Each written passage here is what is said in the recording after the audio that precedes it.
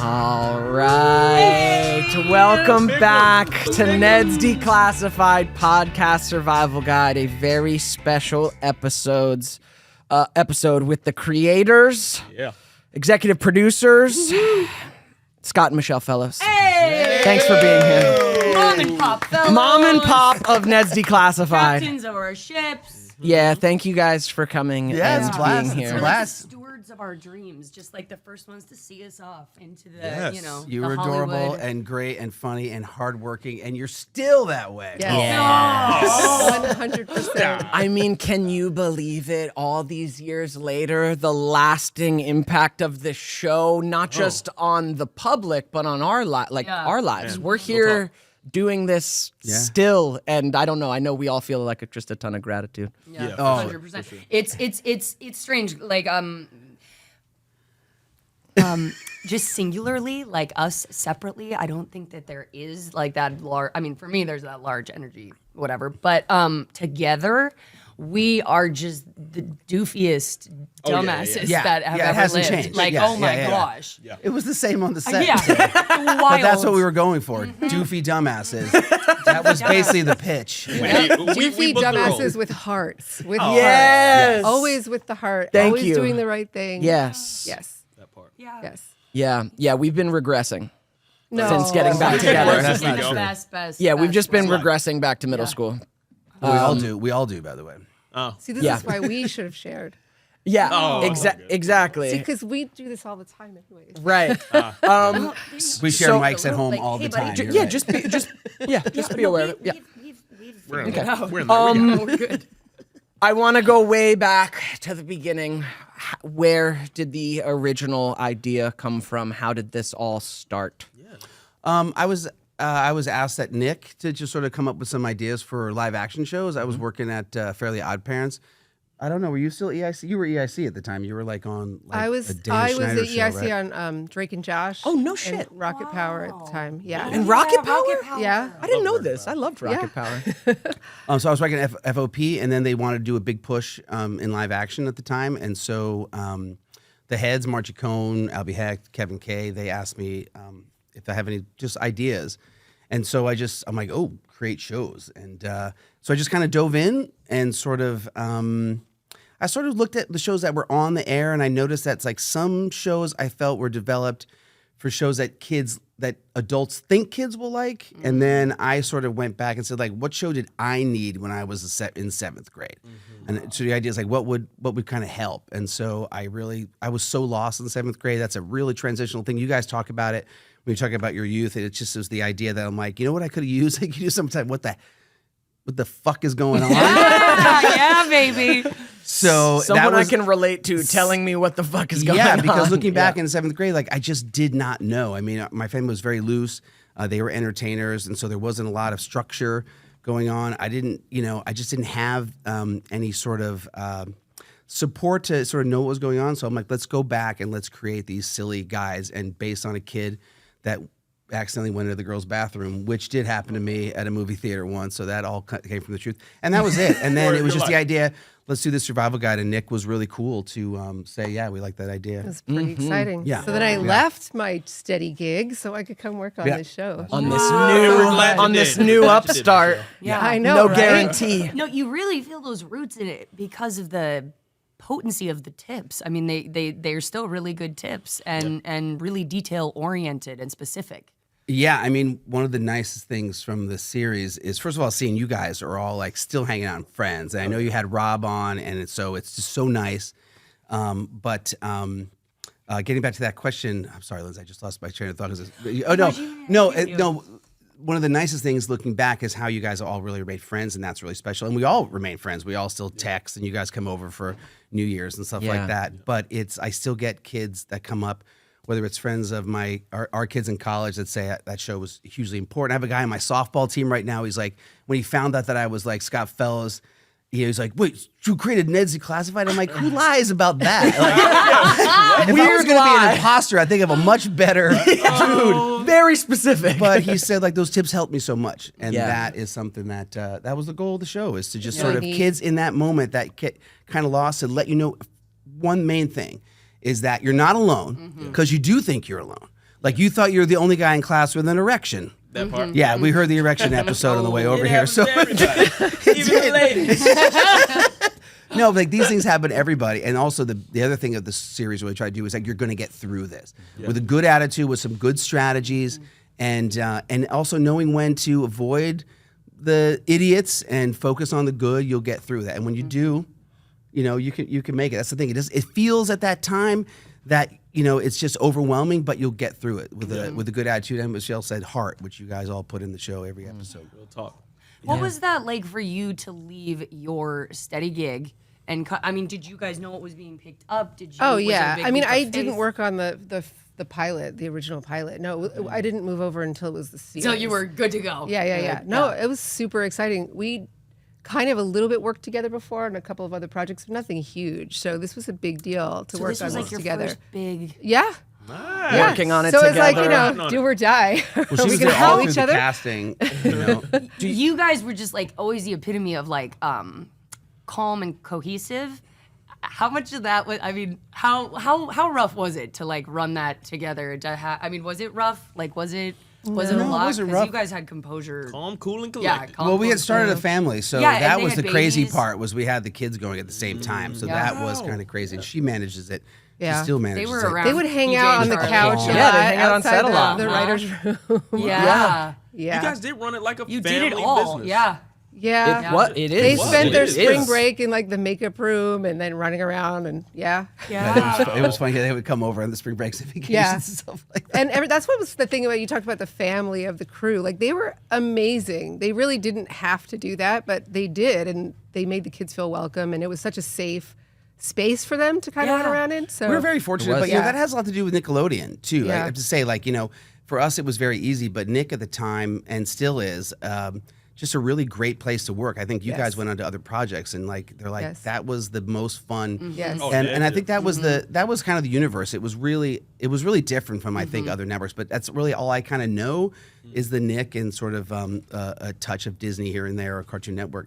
But that Nick deserves a lot there because it was so easy to create those fun moments. Because I think at an earlier podcast, you guys talked about we used to screen episodes on a Friday. Yeah. And I would go, Nick, I'm like, these kids work so hard, they should be able to see it. And that's them saying like, okay, here's the money, rough cut. here's all Pizzas. that kind of Yeah. stuff. Here's your juice boxes. Yeah, here's Go juice ahead. boxes, and they would do Yeah. that. So it was easy in that case to do that. That's so cool Yeah. because it was such a ridiculously lasting, fun family experience. Like it still holds such a special place, and not, we've been hearing over the last X amount of years, like not every set was like that, but ours was. And it's wild. Ours was a family. It's wild to hear fans be like, "Now I'm watching it with my kids." Yes. And now it's becoming like generation wide, and It holds up. It holds Yeah. up. Besides the flip phones, it holds Yeah, up. yeah. Wow. Yeah, there's some technological differences, But but the heart holds up. But the it's comedy really holds up. wild how all of it kind of like stands. I mean, what a great fleshed out vision and foundation and heart to go from. Because I think it's like has this pace that It was very is very readily ahead of fast its paced. time. And you It's got prophesied this. a lot of things too, with the writing and everything. Even like there was one episode where we were talking about like make sure you videotape the sessions or whatever. Mm-hmm. Yeah, make sure you videotape the classes or whatever. And it's like it's so crazy now. Flip phones, phones, they just break them out. Smartphones. Well, wasn't there a meme during the pandemic too that had you like squirting? Ned COVID. predicted. Yeah, and that's first season is the sick days episode. Yeah. Man, that meme blew up during COVID. Yeah. And I Ned get all and the the beach memes. ball and Yeah. the spraying. Google Get glasses back, too. Get back. Oh, the Google Google glasses glasses. cookie. Yeah. Yeah. real. Yeah, What do yeah. you guys remember of the casting process? Well, that's what we were talking about actually earlier. Yeah. We remember a lot from the cast, but I know none of us wanted Devin. Oh, nice, Yeah. nice. You wanted Carlos Pena, I know. No, that's not true. That's not true. Well, I think one of the things that I remember is when you walked in the door, like your role was a little bit tricky, because you had to be kind of the straight guy, but you also had to be hilarious And a funny. tomboy. And that was a Tomboy lot. and feminine, like Yeah. all the for things. a period of time, we were seeing people, and you even said, I don't know, what if this character's not funny? Yeah, but it's Like, not character's not funny, 'cause- what if it's not funny? And I'm like, it's funny. It is. It's funny. So let's just keep going. Yeah. So for the audience, you write sides. So you basically create before the show's created as you're casting. You write what you a scene for the character that really like is like this quick 2-page scene that just gets the character across and really trying to go for.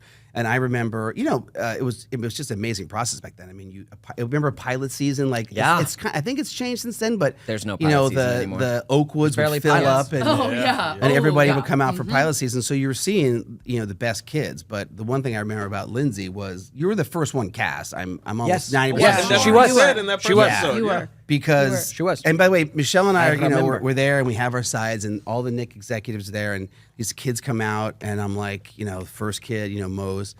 And I was like, yeah, I guess that could work. And I was, after a while, we're like, I don't know. And then Lindsay says like 4 words. I'm like, yeah, that's Mose. All right. And then you have to pretend like she doesn't have it, but it wasn't even knew. Close. Wow. Yeah. And you said I kicked you under the table. I don't remember. No, that was Devin. Oh, it was when Devin walked in. Because table. you were the last cast. You were the last cast for the original pilot. Right. And so and that was the trickiest because we had what we felt at the time was a cookie and we had Mose. Boogie. And then Boogie, right, Boogie. That's right. Very good. Very excellent. Ned's history. I auditioned for Boogie Daniel's back trivia then. is Yeah. And so the Neds that were coming in just wasn't like feeling it. And you were one of the last to come to audition. I think it was like, we were all like, and this Michelle and I and Nick were like, it's good, but there's, and then they bring in another session. And either you had just come out or something like that, and you were tiny. You were 11.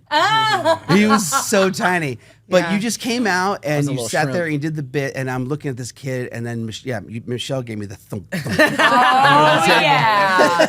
Said that's mini you, But I was Scott. like, don't get cookie. That don't is get what's so cocky. amazing about the casting process. I think that in all the people that we cast, it's like, there they are. There they are. They just found it, because you guys bring so much into the room, like we had above what's on the paper. But yeah. And there was an interesting dynamic going on at the time because there was kind of like 2 possible casts. Because like I think you mentioned earlier, Joanna Levesque came in, who became is JoJo, and she was also a potential Mose. And then the one kid that we sort of had in line before we found you, like you were like just too tall for him. Like it just was like I'm like, and so was Wasn't that too tall for Devin? Wasn't too tall for my short ass. No, whatever it was. And by the way, you also knew that like between the pilot you were gonna shoot up, but there was like a younger group that was like actually kind of like 7th grade, like 7th grade age, and then we had this sort of a little bit Slightly like possibly younger. go with older. And obviously we went with that because it just was as we tested. I don't know if you remember, but I think we tested everybody around. Yeah. But it was clear that you guys had such a fun dynamic. And that's what stuck. So and I think you talk about the longevity. Are people still talking about it? It's because it's guys lasted. and that guy. Well, yeah, because then we got to tell the audience about the recasting process for the pilot that brought us Daniel. So time out. This is okay. So right before we got to the recast, So maybe Boogie wasn't the right name. So we Boguslawski is like, don't Yeah, look like that could be my Boguslawski. last name. I was so nervous because I had like gone in and it was like the 4th time I had gone in and I like ad-libbed something in the audition and you came out like very specifically to me and you were like, just stick to the script. Did I think I heard that. Yeah. Yeah. And I was like, okay, that's fair. He means He's business. just trying to shake and you up. that is fair. Okay. But I don't and remember then- that. I Okay, don't remember so that. then we get to recasting. Yes. What was it like to hear about that? Like, was the news? Yeah, because the news rocked good and then, us. The 1-2 punch of the show's picked up. Yeah. But I guess on their end, it's normal for a pilot to need to recast some characters. Like a lot of casts. It is get, actually a lot of casts and get recast. It's happened on more than one. Yeah, of and your Joanna shows. Joanna So, was yes. was Zemo. Lisa Zemo. But then in the she pilot. got her like record deal.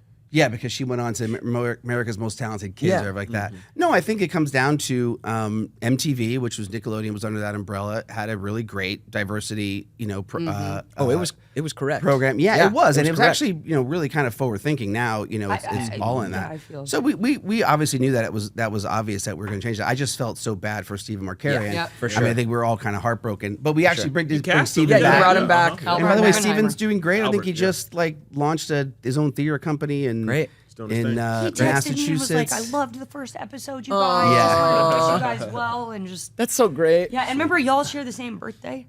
I forgot that. No, that's crazy. But the reality is that it really did need that diversification. Yeah. And so we dove into that. But it wasn't just the Boogie character or the Cookie character. It was all of to us. everybody. Yeah.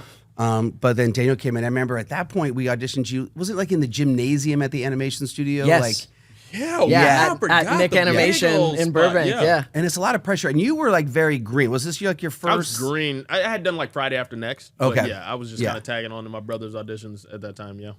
But Wow. I remember at that point I just wanted to make sure you were immediately like stood out as somebody that, you know, whether it was your temperament or your tone, but it looked like this is going to fit.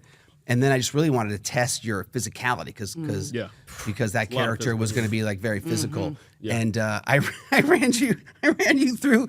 I'm like, okay, now run against the wall and just slam into the wall. Oh yeah. No, it was hold on. No. It was a padded wall. Yeah, it was a padded wall. It was a padded wall. Yeah. What? Yo, but I loved it because I played football. As all the physical humor was like, it was right in the pocket for me. I'm like, yes, I'm nailed this. And at one point, you know, we had the bathroom episode. So I said, I'm like, okay, now hold your crotch. Like you have to run to the bathroom. And Daniel just this kid. And I remember Nick Executive was like, you don't have to make him. Don't make him do that. But Daniel grabbed his crotch, did this like high stepping. I got a piece of bat. I'm like, well, that's the kid. Like, Dude, I locked in. Yeah, I locked into those moments. I'm like, hey, we're going. Yeah, full most out, of what full you out. do on the show is physical. Like, man, Cookie's whole thing is faces and physical craziness. Did your brother audition for the show or just you? He had auditioned for the Boogie character like early on. okay. Yeah, I don't think he came for the callback for Cookie. I'd have to ask him. Were you but- like, yeah. No, not at all. We were just trying to, do it. Like, Yeah. cool. We were just Oh, excited that's to awesome. be up. That's nice. Yeah. and then Boogie became Cookie because your last name was Cook, and then you had the computers were like computer cookies. Yeah, and yeah, so we're yeah, like, it all okay, worked. so it's Cookie. But Nick had a little like, is it kind of weird? I'm like, it's just putting a Y at the end of Cook. Is Well, his no, last I name. also remember why you named the character Cookie, because you had this whole thing with your college friends. You called each other like Cookie Head. That's right. We did. Oh Yeah, that was my part of it gosh, too. so Yeah, many we still do. strange Yeah, Real Cookie life Head. references from this one. There's a lot of Yeah. those in the show. So all the good. last names, like I still go to my yearbook and I'm like, I need a name for this person. I'm like, Sanford Yeomans. That sounds pretty good. Done. Yeah, a lot of the teachers. Yeah, you do pull from your background a lot. Yeah. I think that's good. It's like it's a little thing you can smile at from your real life. No one else knows like you named it based on like your old friend or whatever. Well, I would put real names. Like it was kind of funny, but names of friends. So it wasn't any chance of getting sued. Yeah. Gotcha. But I remember a friend of mine called up. They're like. The kids were like, "Mom, I think they just said your name on Ned's." 'Cause I think it was like a speed dating episode with you, and so all three girls were like, "How would you like to go with Becky Sherwood, Amy Willie, and wow. Jeanette Beer, whatever it was?" And those were all kids I went to. Yeah, Hilarious. Were the That's great. teachers cast on the show, was that easy? Was that through offers? Was that a lot of One of them was her best casting? friend. Yeah, Kim Kim. Sava. Oh, Coach. Kim. Yeah. Coach Durga. Coach Durga. Yes. Nice. Yeah, we went to acting school together, so That's awesome. that was easy. Yeah, so as we've been rewatching, so like when we were on the show, I don't know, everything, I just accept everything as a kid. Oh, these are all my friends.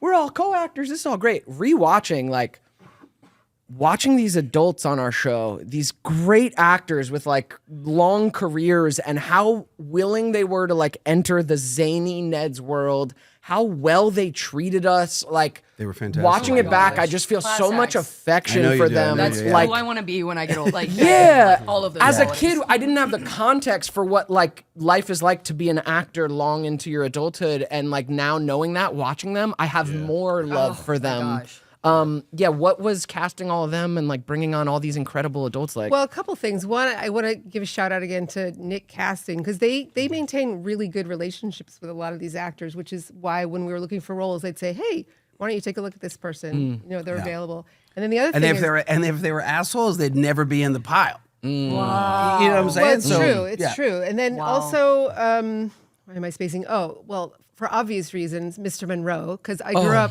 watching Jim J.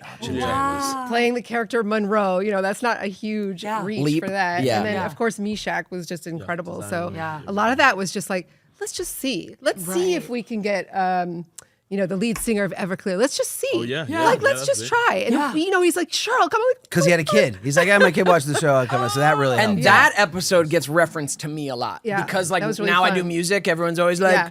where's Mr. whatever his name was? Art, where's Alex Art? Art, Yeah, yes. but whatever his name was on the show. Like, Yes. where's so-and-so? was it Where's Art? Everclear? Art was- Art Alexakis is his real Oh, name. is it? Yeah. Yes. Alazakis. Alazakis. Yeah. So that was just really neat to be able to bring all those great actors. I just on. remember a story though about Monroe, which was the name of the teacher was Mr. Kajagoogoo. It was just like a goofy name from an '80s band, but it didn't really fit when Jim J, came on. And Yeah. I remember we were just like before bed one night. I'm sitting there. I'm like, what was? I'm like, this Kajagoogoo doesn't like fit with Jim Yeah. J. And I'm like, what was his name on that three's Too Close for Comfort? Yeah. And Michelle was like Monroe, and I'm like, Mr. Monroe. Mr. Monroe. Hey, So a nice that's little throwback to a '70s sitcom, and of course Jim J thought that was great. So. Jim J is he So spectacular. kills me in every single scene, every single line. So does Darren Norris, who Yes. played Janitor Gordy, who you worked Yes. with already on Fairly Odd Parents beforehand, right? You should know Darren is a pathological liar. Okay. Okay, and especially when it comes to me. So anything he says is probably a Don't lie. trust it. No, We're that's definitely going to ask him everying about Scott Fellows. If not there's the anything truth. you want to just lay out about his dirty laundry now. do No. it. Darren Norris is like, one One of of our the top funniest 5 people we know. favorite Yeah. people on And the planet. such an important role because all the other adults are sort of more adversarial to the kids or more like in positions Well, 'cause of it's that teacher-student yes, thing, yeah. They're in authority. Gordy is one of us. Well, Darren. Yep. Darren and I worked with at Fairly Odd Parents, and voice actors just are the funniest people on the planet. And I've put every one of voice actors I've ever worked with like in my shows because they're just so funny. I mean, Tara Strong, who played Timmy Turner, was on Big Time Rush. Darren, I mean, all the guys came on to Ned's. Darren was just, I worked with him every day, and we just would laugh our butts off. And I'm like, I got this like, he wanted to do live action, and I said, I got this, this janitor character from a janitor in my 7th grade. His name was Gordy. Oh, nice. You were friends with the janitor? I was friends with the janitor. Yep.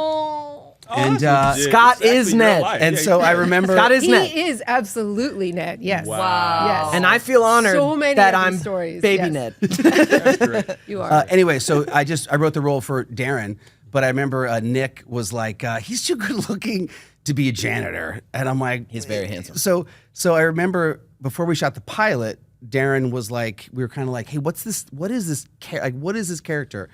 And we were talked about like it'd be kind of like a Bill Murray-esque, like Caddyshack kind of guy. Yeah. But Darren was like so into golf, and he is like such a handsome man. Yeah. So we're like, okay, golf. And so we literally, like I would say, like a half an hour before we shot the pilot, we were in his dressing room, and we came up with that he was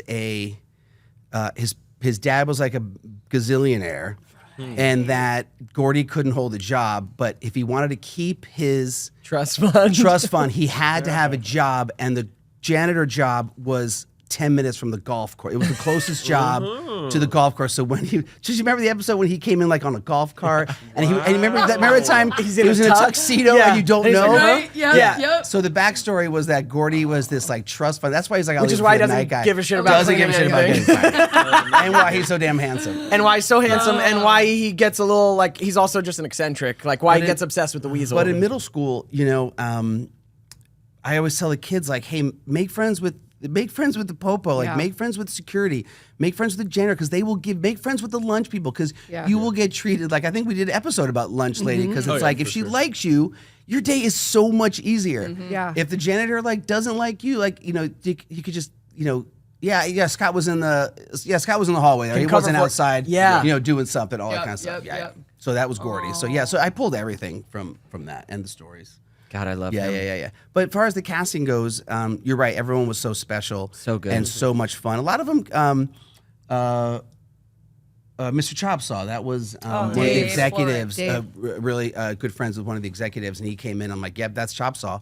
Full, I mean, he just fully. full Chopsaw. Yeah. He came in in a The flannel plaid and the- flannel, Yep. and then was like so sweet to you. Oh my gosh. I love wood. I mean, Wood is our just- passion. Yeah. The prodigy. Yeah. Yeah. And then Don Sweet was daughter amazing. Sweeney was really your antagonist. Yes. Like Yep. that Yeah. was the thing. And I always had like a Sweeney, but the idea was that he just wanted you to do the work. That Yeah, last we- moment in field trips, Yeah. though. Oh, and you Field talked about trips. another episode. Oh was yeah, huge, I mean, there's an episode in the first season where like Ned is trying all these things to get work. Sweeney to give him a good grade, and at the end, it's just like, have you tried doing the work? I know. Yeah. Do Well, the work? you always said that. You Do said the that you work. struggled in school, then when you actually tried doing the work, you're like, oh, I actually Yeah, that did wasn't pretty until well. college. Until college, I'm like, wow. When when you read the book, the can rest of the remember the stuff. Wow, is it really hard. the test gets a lot easier. I really love like how multifaceted the teachers were because he allowed Ned to push him too. Like the episode with the atomic flush and doing it for science, Oh, yeah. and you That was know, great. like there was just it was adversarial, but they were both pushing each other. I love that. And then I want to get back to a point with TV production, which was something that because that was my first live action show I did, and Don, what was Don's last Don name? Creech. Don Creech. So he was not in the pilot. It was this other actor that had this sort of similar qualities and age, and he was terrific. And I really loved him. And then when it came time to shoot the show, he had like another series, and came down to like, well, if you do this, you do that, and we're like, I don't think we can make this work. And then Don comes in, and I'm like, oh damn, it's better, Sweeney, And Yeah. I can't tell you how many times that has happened that I was like, someone either backed out or got another series or just maybe wanted a much stronger contract. And we were like, then all of a sudden it comes in. So I never really after that ever got panicked when something fell through. Because You're like, well, because the next gets one's better. gonna come Exactly. in. Yep. And Exactly. how much does your middle school love life mirror Ned's middle school love life? Probably in the same zone of like not popular, not unpopular. I was a little chunky in 7th grade, so you had a much better physical appearance. But I was funny, so that always helped. But yeah, I think it was just that idea. It's like it's terrifying at that age. You know what I mean? And also very innocent. So I think Yes. a lot of other shows like always played this like the big kiss and stuff like that. And you guys had the big kiss at the end of it. But I mean, like to me, it was Show just was innocent. terrifying. It was just being with relationships. It was much easier to have those friendships. But we did have a crush. It was strong, but it was more terrifying than it was rewarding for me. Yeah. So you didn't have a Mose, or did you have a Mose, and did you get the big? Well, you mean Not you in guys middle go school. together? Yeah, no. Okay, all right. I want to hear. I mean, I think I was gonna say I did pretty good with the ladies. All right. did No, great. When it came down to it, I did pretty good with the the right one. No, I just think honestly, we would sit in that writer's room, and so that was just everybody's childhood. Like we just tell our stories Yeah. of Mm. what Mm. happened Together. in middle school, and that's where it all came out. It was so much fun. Like we would just sit in the room laughing so much. Yeah, coming up with Coconut Head stories. came from the writer Joe Fallon. He just said there was this kid that they called him Coconut Head, and it was because like he had that horrible Bowl cut, yeah. yeah, and so that was like the first joke I think in the first episode was But don't the get a first last minute episode, mom job. He had Rob- different hair though. In the pilot. Yeah, it was Yeah. weird. It was weird. It didn't work in the pilot. Did you not like that? Like No, when they- it didn't work in No, the I was pilot like, I because don't it didn't look like a understand. coconut. Yeah, it so- didn't work. But you didn't have any say over it. You couldn't be like, I hey, did, but what- you course know, he did, but- Maybe it wasn't fully. No, it's like it's fly by the seat of your pants. Yeah. Like when you're Yeah. shooting these And shows. you choose your battles. It's like, that's Yeah. the You wig choose they your got. battles. All right, Yeah. wow. So Rob just told us a story, Coconut Head, of they were like getting ready to Did he shave. or didn't he? Give him a buzz. Is he after this episode I don't or know. before this? I don't know. But listen, we heard a story from Rob about them getting ready to like shave his head because they were gonna do something else to make Coconut Head, and he said you came in like he said our hairdresser KJ was like literally like with the razor, he's in the chair, he's about to get his head shaved, and you came running down like, wait, let's not shave his head, let's find something else. Do you have a wig? Like Yeah. yeah, so it's we got last the minute wig. choice. And then it was. And it's iconic. It is. It's pretty iconic. great. And in that instance, whatever they had planned for Coconut Head, because don't forget, coconut heads are not just the bowl, but it's also very like a spiky, whatever's on the outside of a coconut. right. Yeah. So I think maybe that's where we're going. But then it just sort of, I ran in. I'm like, no, just get him a wig and just do the worst haircut. Right. Yeah, And the that was worst it. bowl cut. So it worked. And those are really happy things that happen that just sort of connect. And then of course Rob. I mean, Probably just happy phenomenal. to keep his hair. Yeah. Yeah, he sounded like he was. But he was perfect. Another casting that just I was thinking the other day about casting Kyle, who played Billy Loomer. Yeah. He was just like a one-off in the pilot. Like he just said, coconut head, and he makes this dumb laugh and just goes to chase him to kill him, and that was it. And then when it came to the series got picked up, we were like, they were casting. I'm like, who was the kid that we had in the pilot? Like, because he literally just pulled him off, like just a quick little like under 5. Wow. So, Yeah. and then, so we found Kyle, and he came in, and I'm like, "Hey, you got to do more than like, hey, it's coconut head." And then he crushes "That's it." everything. His bully bit, his softness with Yeah. Mose.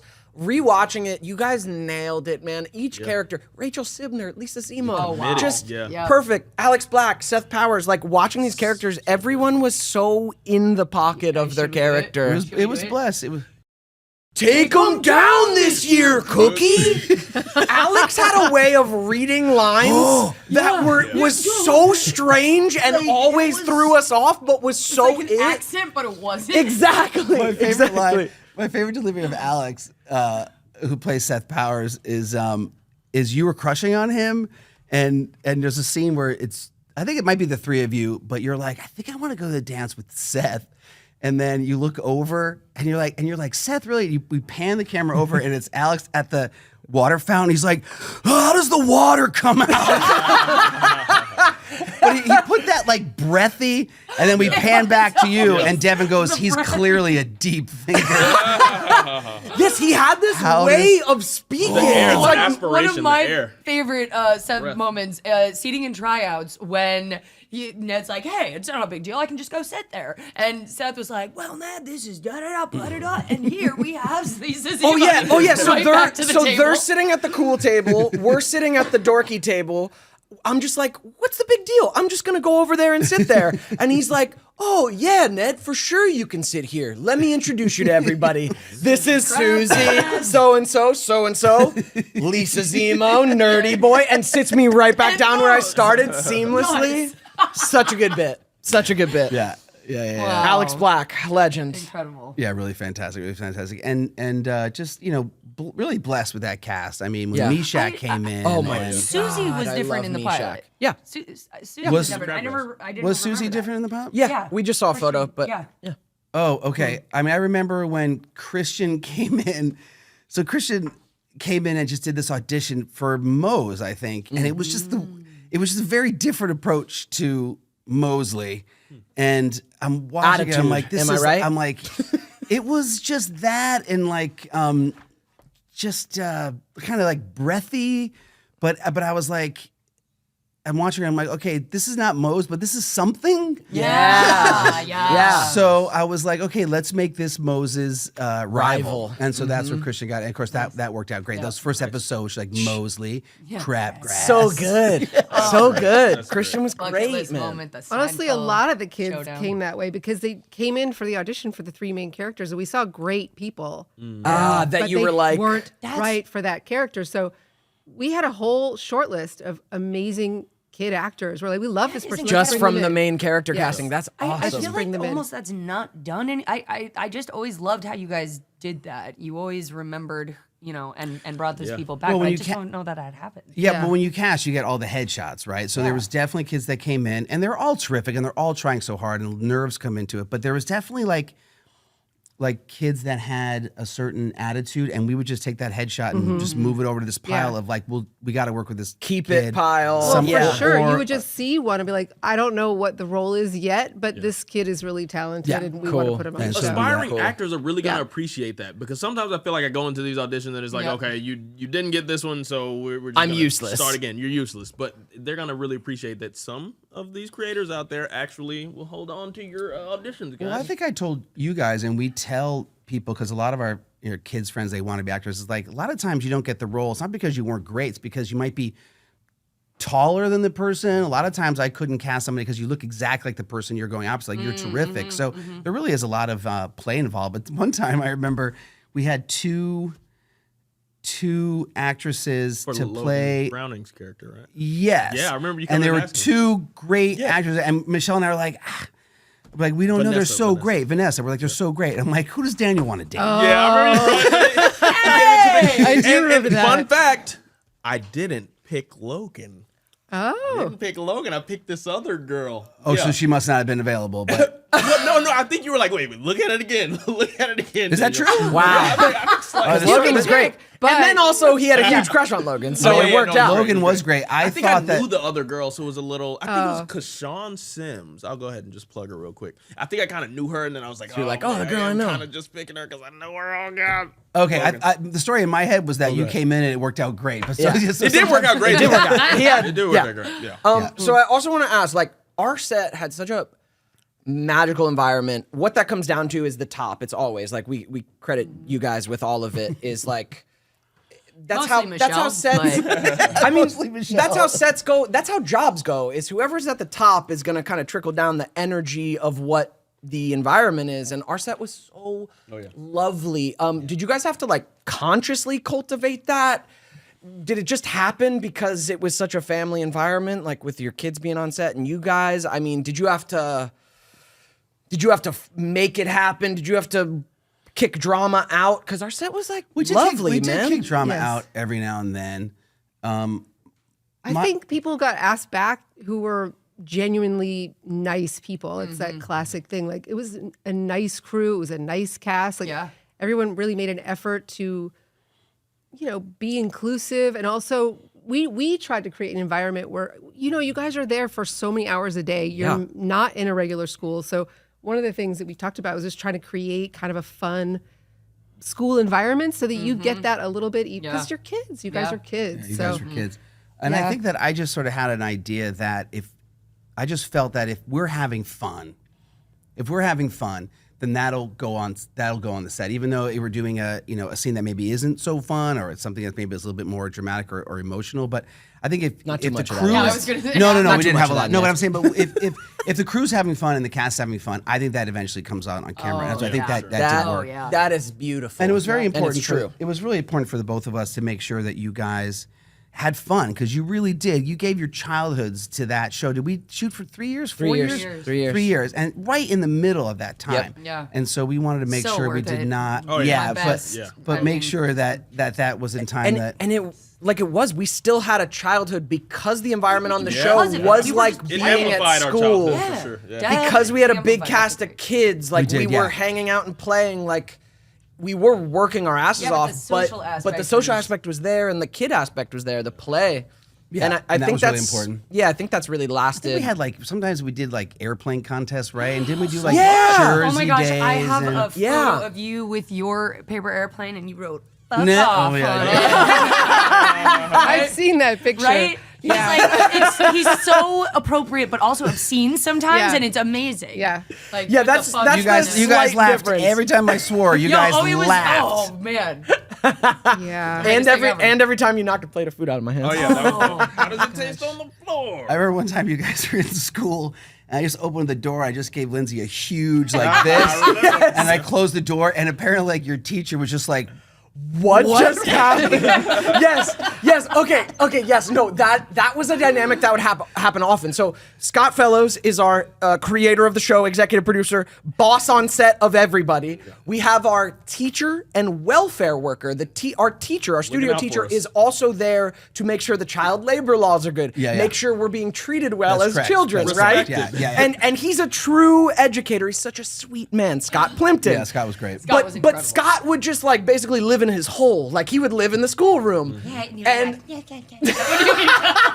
that what he sounds like? but Scott would be in there, and we love Scott. But then Scott Fellows, it wasn't just that. Many times you would just bust in the schoolroom, knock shit off my desk. And take off. Yeah. I would clean. I would your whole desk, and I Yes. just clean. and then go about your day. And Scott Plimpton, our welfare worker, our teacher, is just like, what is happening? He has no power to control any of Like, it. that's the boss on set? Like, are you being abused? And it's like, you no, remember- we're cracking up. So there was a punishment for us swearing in the schoolroom, and it was eating a dog treat. And you just come in and just beast a fucking handful at one point. Well, there just Escape. became it wasn't even like a punishment after a while. Like, it just became this game. Scott Plimpton got these dog treats that like were labeled as like there were different flavors. So then we all were like trying the remember different the dog flavors. treats, yeah. And They were everyone milk bones. They were purple milk milk bones. bones. Yeah, And yeah. They all They're taste kind the of the same, they all, most right? they all taste the disgusting. same. It was so gross. But I can everyone still was taste- everyone was kind of like fucking around with them, like, "Ooh, I don't know," and you come in and just take a handful of them and go, "What? Like It's a not so bad." Yeah. If any of you at home listening have not eaten milk a bone, milk it's like bone. eating cardboard. It If you tastes ever like tried- nothing. That It is- tastes like nothing. It nothing. tastes like cardboard. So try It's some like dog treats, crunchy. guys. Try some dog treats. But I do remember that because I came into the room just to check or do something stupid. And I thought you said you handed me a box. You're like, Scott, we're eating dog treats. Of course I did. Something like And so you that. put it out there, but I have to say, like, I guess I did grab a handful. You did. But in a very split second, I'm like, I gotta eat these fucking dog treats because if I don't, these kids are gonna think I'm Yeah. they're gonna like, oh, Think you're- not think you should be like, Yeah, we're gonna think had less I, of you. Had I just He's weak. chowed them, if I was like, oh no, those are gross, my cool would have been like, It's true. And it It's would have true. been subconscious Because- it's because totally you true. did it, Because and when we you were did like, that, it was like Scott! but the other thing is though, I'm like, okay, if they're eating dog treats, they can't be that bad. Yeah. Facts.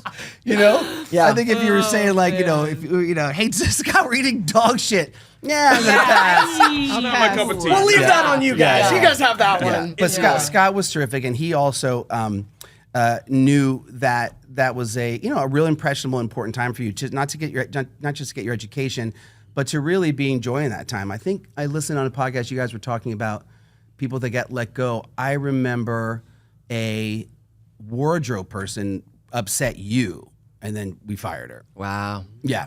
It was between Alicia, our original wardrobe person, got married and had a kid, so she had to leave, and she was fantastic. And then we brought somebody in that had like a great. We met a couple of people, and they both had great resumes. This one had just more experience, and just really was great in the interview. And then she came in, and she just was a bit, like draconian, just very, and like you were like all of a sudden not coming out like smiling, and I'm like, what's going on here? And then one of you just said like, we hate this person.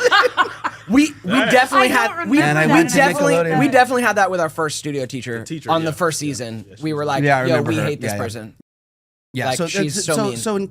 Getting back to what Michelle was saying is that, if there was drama, we would find a way to basically bring somebody in that as quickly and quietly. Yeah. as Well, possible. especially Like, it in was that department. Yeah. Someone's dressing you. all And up- especially- all up on yeah, you. and you're there, I you- don't remember that. But Yeah. Yeah, you guys had She a way of blocked it out. Yeah, it's taking gone. care of us. That's what I remember. Like if there was Yeah. something that was really going to become an issue for one of the kids, whoever it was, I know like we could go to you or a mom could go to you and you guys would handle it. Yeah, Like yeah. however it needed to be handled. Yeah, I think there were some discussions of the parents if you see that something else was was a little wonky, would sort of get to the bottom of it because we loved you guys.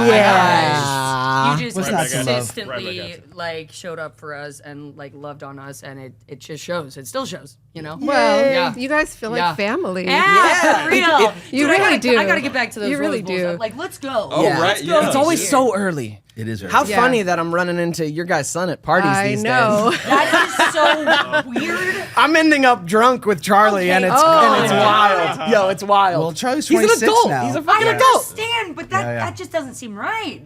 It's great. Yeah, and we you laugh. guys are in the same circles. It's so crazy. interesting. We have like one circle that we overlap in, Yeah. and it's amazing. But before we wrap up, I also want to ask, what's it like to have created a boy band that's still out there touring the world to this day? Ooh. I knew I created a boy. Scott Fellows created Big Time Rush. Wow. I didn't know you were boy such band a was dead, musical. but no, it wasn't. I didn't know you were such a boy band man. Well, But they're still out there. They're touring. Incredible. They are. They're touring. It's really neat. I'll just tell one story. But Michelle's is that when we cast that show, I told the guys like, hey, we're gonna just kind of motivate them, get really excited because it's an enormous amount of work, and you guys know more than anybody the amount of work it is. And so I said, we're gonna sell out Madison Square Garden. Like that. We're gonna do that. And they were like, pumped up.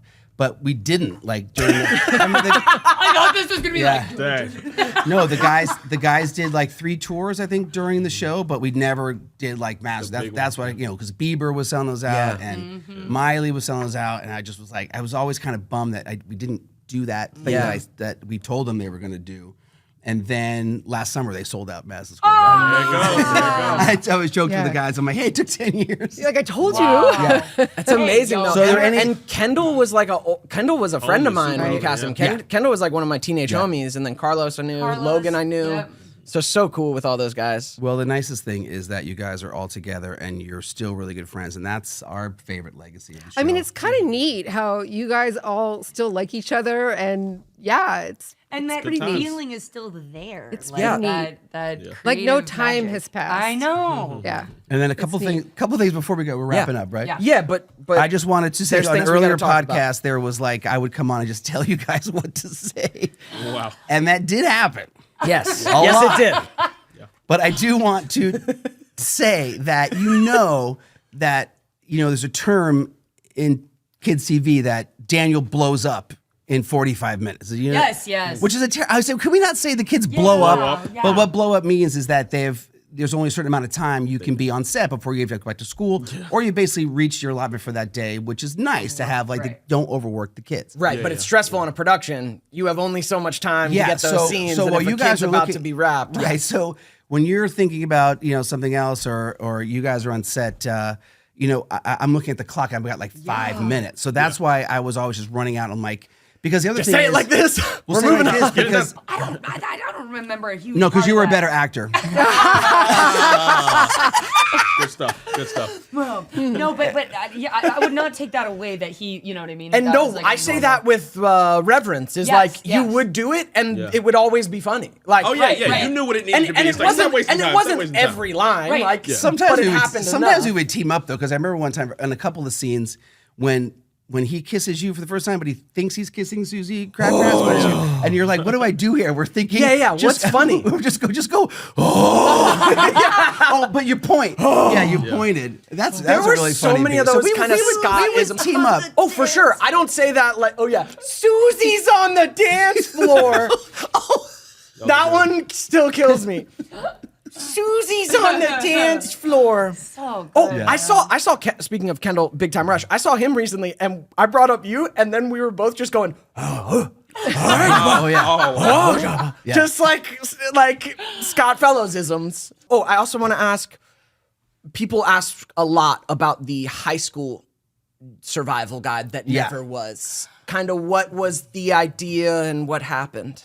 Well, unfortunately, and Michelle knows this because she worked on the executive side, but you were talking about like the series at that point only really went like 3 years. Yeah, they basically would make enough episodes so they could strip the series, and that means basically they can air it 5 Monday, Tuesday, Wednesday, Thursday, Friday, like that. So that was it. And then think about it: you guys did that show for 3 years. Your audience grows up Yeah. and starts watching other things, and now a whole new audience. Oh, I just hit the thing. I do that. Oh a my couple times an God. episode. So think no, I then blinked the it new once. audience comes in, and then you And have the a whole show's fresh fresh. audience Yeah. that's Yeah. watching the Yeah. show. So Yeah. they didn't need to make more episodes than Yeah. that. It was kinda- it reached yeah. But yeah, that's true. But in hindsight, I think because at the end of our 3rd season, we were like the most popular we were. So Yeah. at the end of that, there was like, hey, maybe we did pull the plug A too little soon. early. But knowing that it was 3 seasons, we really did make it that you're going to go to high school. So then they did commission a script for Ned's high school. But at the same time, that's when they were really pushing. That's when Disney was really exploding with all the music. Yeah. So that's when they came to me and said, "You have a music show." Right, So Victorious that's- then came music and, based. and Miley and then Yeah. Jonas. So they're like, Yeah. do you have a?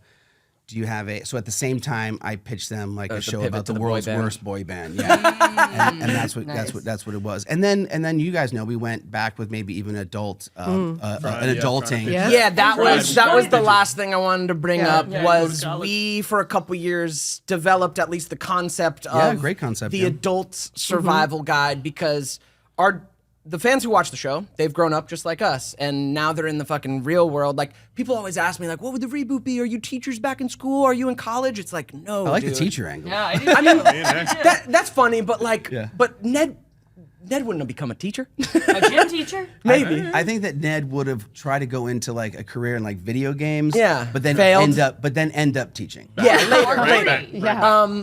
Ned's a janitor. I don't. Okay.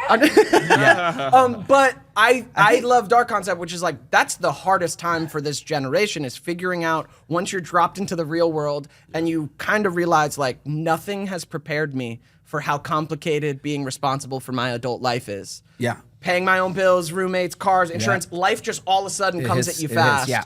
And that was our concept for the reboot was Ned, Mose, and Cookie out of college, needing to figure out And their adult rebooting, lives. rebooting their lives. Like I think in that reboot, just very quickly, you were actually very tech successful, but miserable because like you were making the money, but you're in the corporation you didn't really believe in, or had some higher ups that you thought were tools. Yeah.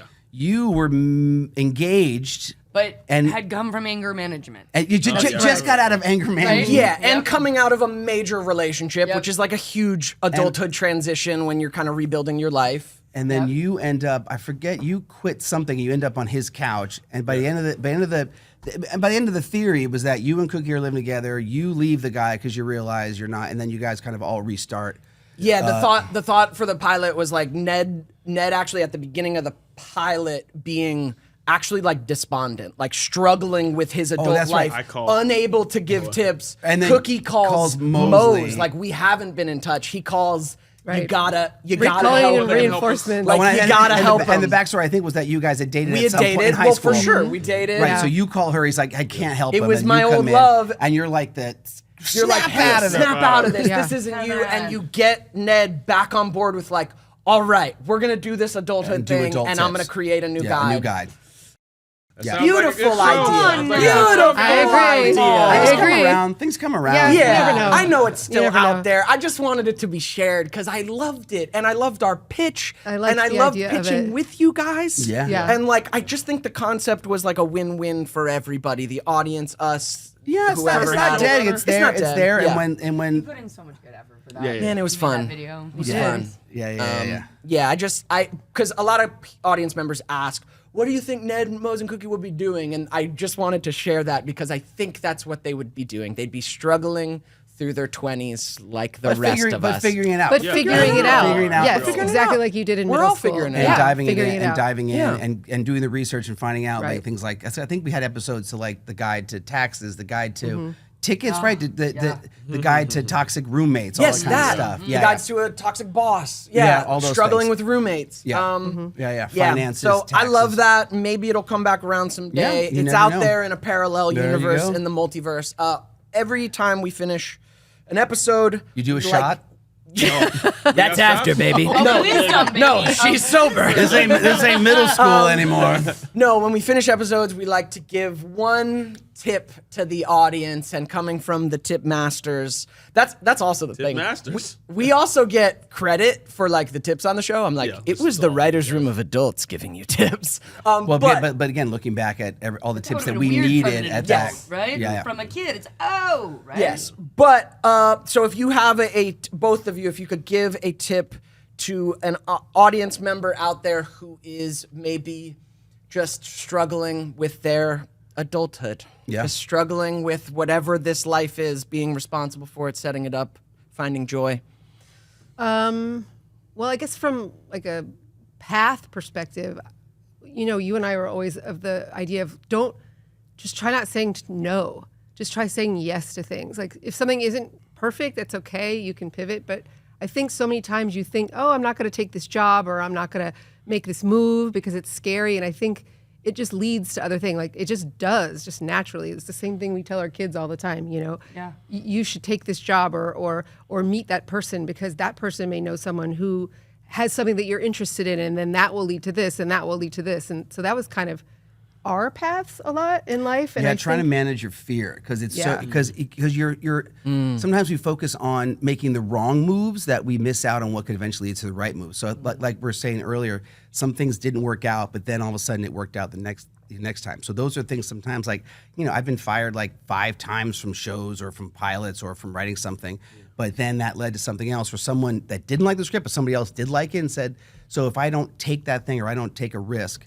So risk is something I think is very important. It's very scary, especially when you're like, you know, I don't want to look like an idiot, but I would say that get out of your comfort zone, do hard things. You know, it's very easy to stay back and play it safe, but when you really do live a life, it's when you take those risks. I'm sure you guys can think about it too. And the idea is like, it can be scary, but like you get one shot, you know? Yeah. And the other thing, like, you know, early on in my life, I came across the term like snafu, you know, like, which was a World War II, like situation normal, all fucked up. That's where we're all in that. Yeah. Like if you think that a person has got their life together, like they don't. Yeah. None of us have cracked the code. I mean, I'm 57 now. I figured at your age, I'm like, oh, by 57, I'll have it all figured out. I don't know what I'm doing. I still don't know what I'm doing. I still get a script and I'm like, I don't know how to write this. So it never changes. You get new challenges come. But I would just say, just accept those challenges. And what Michelle has said is move forward. Nothing's going to happen with just you sitting there. You have to move forward. And if you move 3 steps forward and you get burned, get back, then you go somewhere else. But I would say that. I think people sometimes are just a bit too afraid to take those risks. Yeah. But I can say personally for me, you know, if I don't. Every time I took a little risk, it paid off. Like even working at Nickelodeon, it wasn't even really a risk. It was just a random thing where I'm an adult and I met an executive on the show that you were working on, and he had his young kids with him, his teenage kids, and he was kind of stressing out because he didn't know what to do with them. And I'm like, I'm not doing anything. I'll watch him for a day. So I took him out. You know, we went to Universal. I think we were down in Florida, and cut to I was his assistant like 6 months later, because when he was looking for an assistant, he's like, oh, she was really great. So that was my first job at Nickelodeon. And I'm like, if I had just sat there and I was afraid and I didn't, and it wasn't a means to an end. It was really just me like, I'm not doing anything. Sure, I'll watch the kids. And they happened to like me. So, But like, so that was good. That's easy to understand. So you just take things that aren't like the natural choice, maybe. That aren't the perfect next step. Yeah, but, it's like but just be in do moving. it. And don't be afraid of trying Move things through that it. don't, I'm like, of course I didn't want to be a babysitter, you know, but I was like, sure, I'll just do that because love it's it. something that's open. there. It's That's So- such a great tip. It's scary. It's scary to take that leap of faith a little bit. But then when you do that, first of all, 2 things. You feel great. You're like, I did this. Even if it bombs, you're like, I had the guts to go for it, or to jump that, or ask for that job, or to ask that person out, or to just go to this place that something might work out. But as you go forward, or as you say yes to things, it opens up all those doors. You know, everything right now is like in the shows like these, everything's like these multiverses, right? Yeah. And those are simply just doors that you decide whether you're going to open them or not. Yeah. So those doors are scary. Yeah. You know, but it's like, it's much better to open that door and see what's behind that than to stay back. So I would just say for kids, if in your 30s, if it feels stagnant or you're not sure, just push yourself. You can do hard things. You don't think you can, or sometimes you don't think you're good enough. That's everybody. Yeah. So just push yourself, have that faith, and fun things, fun, neat, loving, crazy things happen. And that's life. I love it. I love it so Oh my much. gosh, I'm so grateful for you too. It's so good to see you happy. guys. It's good to see you. I'm so proud of you. We're so proud of you guys. Yeah. Thanks for giving our lives so much. Yeah. Yes. So much. Oh my gosh. Excitement, warmth, love, all of those Well, things. you gave so much to that show, and it shows, and kids really connected with that. And then the last thing we did, I remember as we wrapped up the show, remember the prom? The prom Yeah. art. Yeah. You did that for us. It was beautiful. It was so much fun. was beautiful. Wasn't that Oh my God, fun? oh my God. Yeah, we've talked about it. Like, I never had a prom. I never went to high school too. So that was it. And like, it was the end of the show. Final night on set was the prom. It was the like final Also night on leather set. jackets or Letterman jackets. Letterman Letterman jackets. jackets, Yeah. But again, nods to Nickelodeon because as we're wrapping the show, I'm like, hey, these kids, like, and all of it, because it was all the cast, like, because Yeah. they were homeschooled. You know, a lot of the actors are homeschooled. And I said to them, hey, these kids like never had like a school dance or a prom, and so they gave us some like. They gave us some cash extra for that money party because we wanted That to was a show big you guys party. that party. Shout out to Nickelodeon. Yeah. Because we talk some It's shit true. because they don't pay us any residuals. But Yeah. That rap But party was. that's beautiful, honestly. And there was a lot of magic working for So Nickelodeon. And you There was got so much and you fun, look back, to you be got honest. a prom. That was important. Exactly. It was. good. Yeah. Thank you guys. We Thank love you you guys guys. so much. Love you Thank too. you. Love you Love guys you so too. much. We'll have to bring you back as we do this. He's like, last time we did no, we'll be doing this for years. blew up. We're gonna Darren need Norris you back is a on at liar. some point. Okay, Darren Norris is a liar, guys. Thanks, guys. Follow us, subscribe, share, comment. Bye. Bye. Bye. What's up, guys? Thank you for watching this episode of Ned's Declassified Podcast Survival Guide. If you can't get enough of us, we got clips over on the Podco YouTube channel. You can check them out there. And if you really can't get enough of us, we got a ton of extra content and live streams and live Q&As on Patreon. And that helps support this podcast and help us keep going and make it possible. So we love you for that. Check out the links in the description, and thanks for tuning in.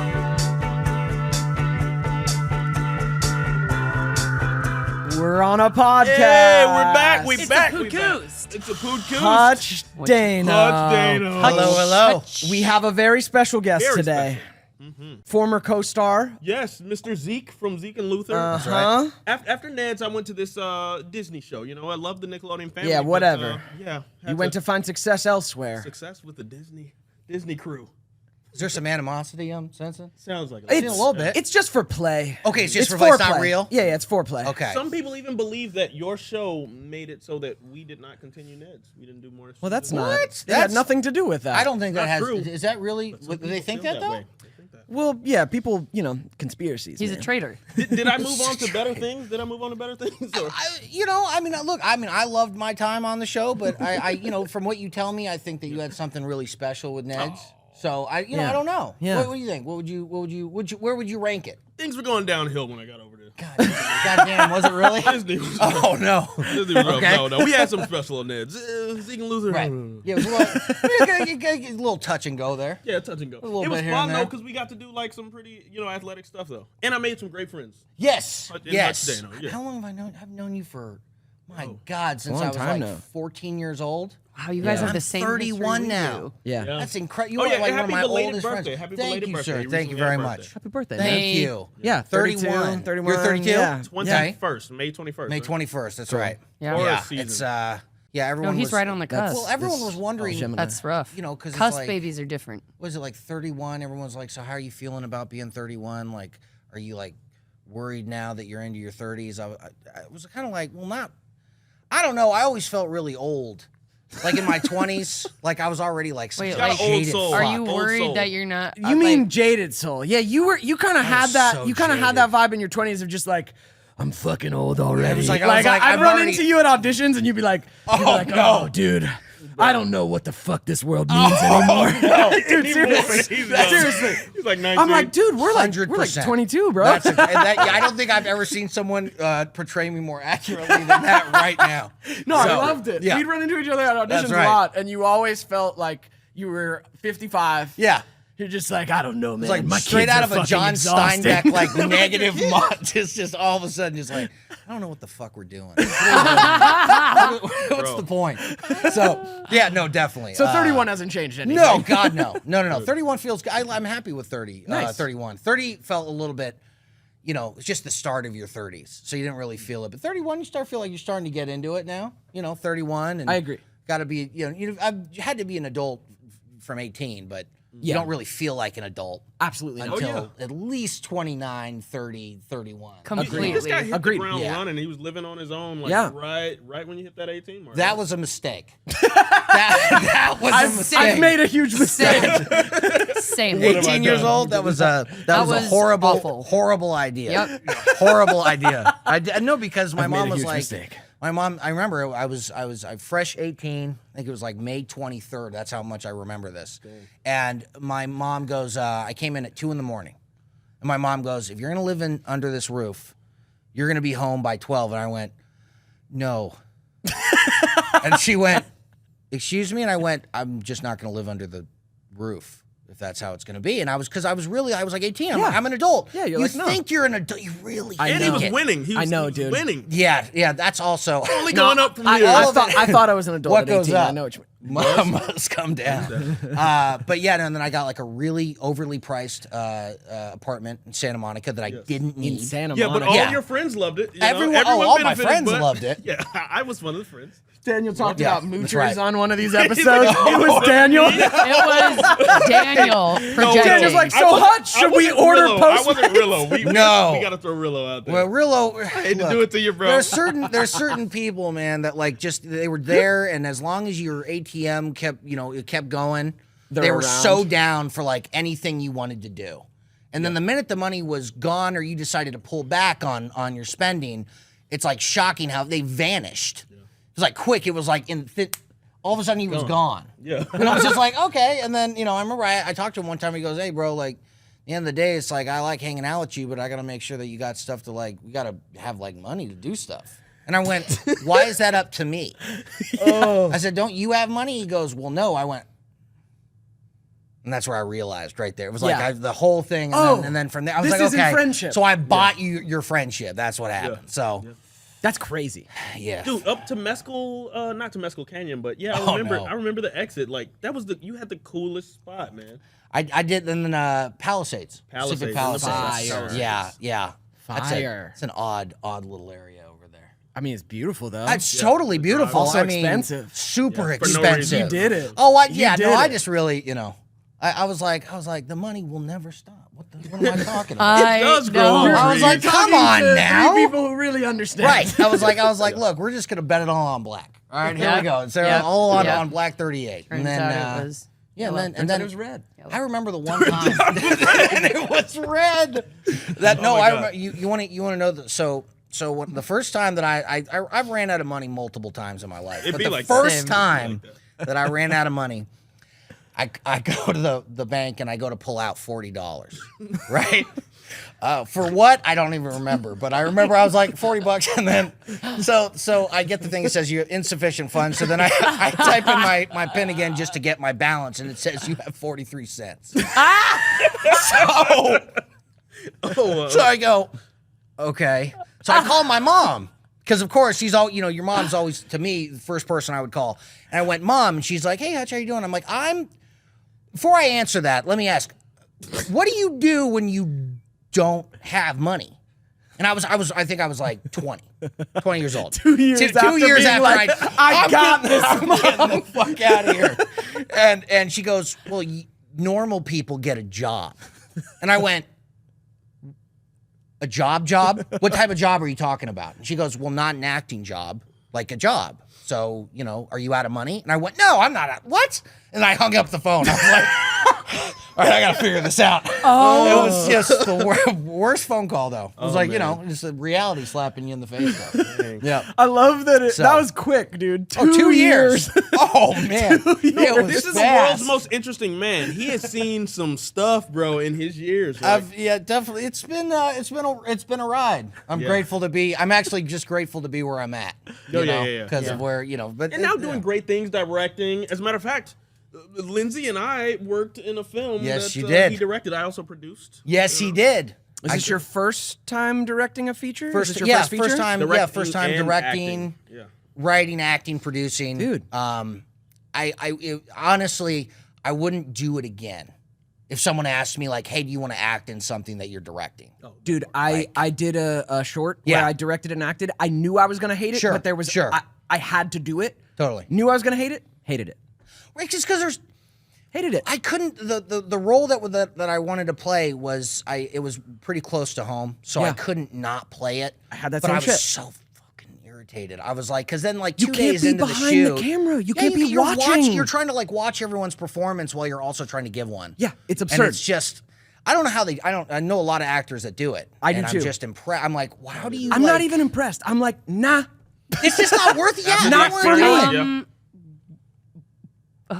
What? You disagree? Why wouldn't you just give it to somebody who can do that though? No offense, I don't feel like it would be hard for me Wait, because Like she could do I it. don't watch. You just feel with them. You feel if it's correct. So like you don't have to watch the actors. No. And if you have a good DP you trust in, that can be my opinion. A good DP, we'll help you. Do you know what I mean? Yeah. That's the division, and then like if you have it, then you just go watch playback right after. But Not like, to if the underscore, person's not to underscore. there, you can see it. I didn't have time to difficult. watch playback. That's what I you're mean. moving. You don't really have to though. If You you have to like, take that know. step What back, I'm huh? telling you is I did have to. Like because that's just knowing did the performance feel right?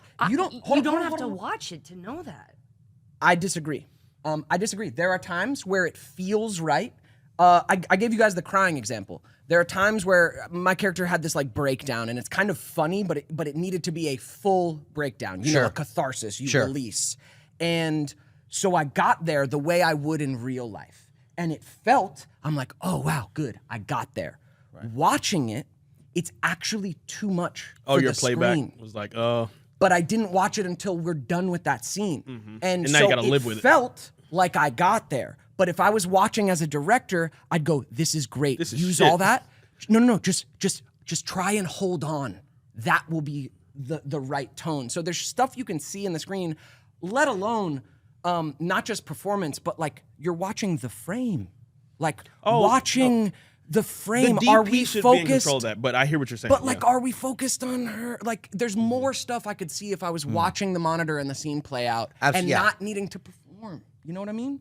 There's just more going on. No, that makes sense. And that lesson, it's a real skill. It's a real skill to that lesson actually blew my mind. I realized, whoa, I got to where that catharsis would be in real life. On screen, it makes me cringe a little bit. Screen is actually, it's so close.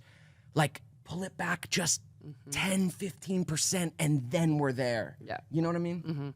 Right. No, I don't know. I've helped a friend before, and I didn't know how to be like, don't do that.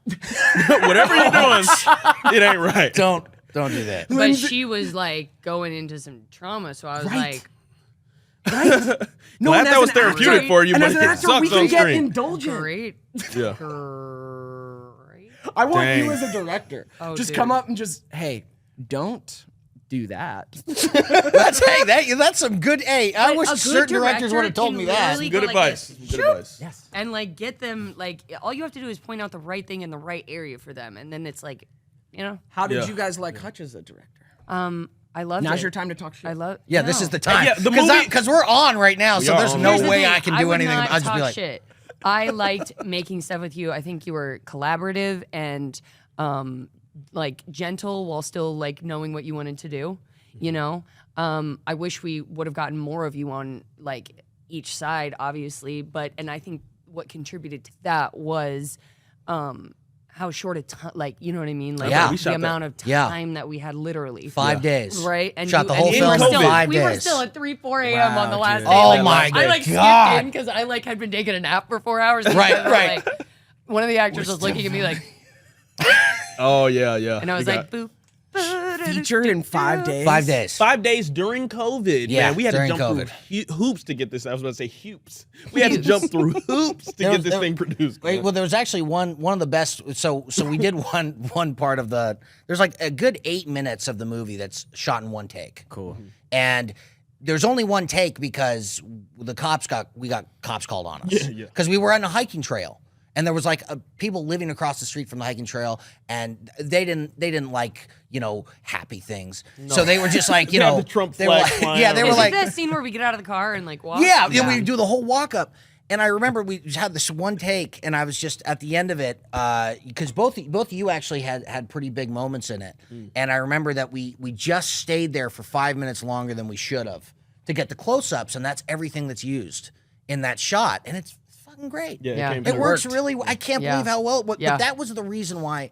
So when I thought of the idea, I wanted to make sure everybody that I had in the film was a professional. I had to make sure that they had done a lot of stuff, whether it had been on a series. Everyone that I had had been on a Yeah, series. great names, yeah. And fantastic. David Lambert, Lindsay Shaw, Daniel Curtis Lee, Guy Wilson, Courtney Palm, just fantastic people. Yeah. And I remember Daniel and I were talking. I went, "What if we did the whole movie without a script?" And he went, "Okay, hold on, hold on. You're not finna rope me Don't into this. don't bullcrap. do that." I'm And I not went, doing nothing with I you. know, but like everyone's gonna be like, everyone's probably so good at improv. And he went, not "I gonna don't." happen. He goes, "I don't give a."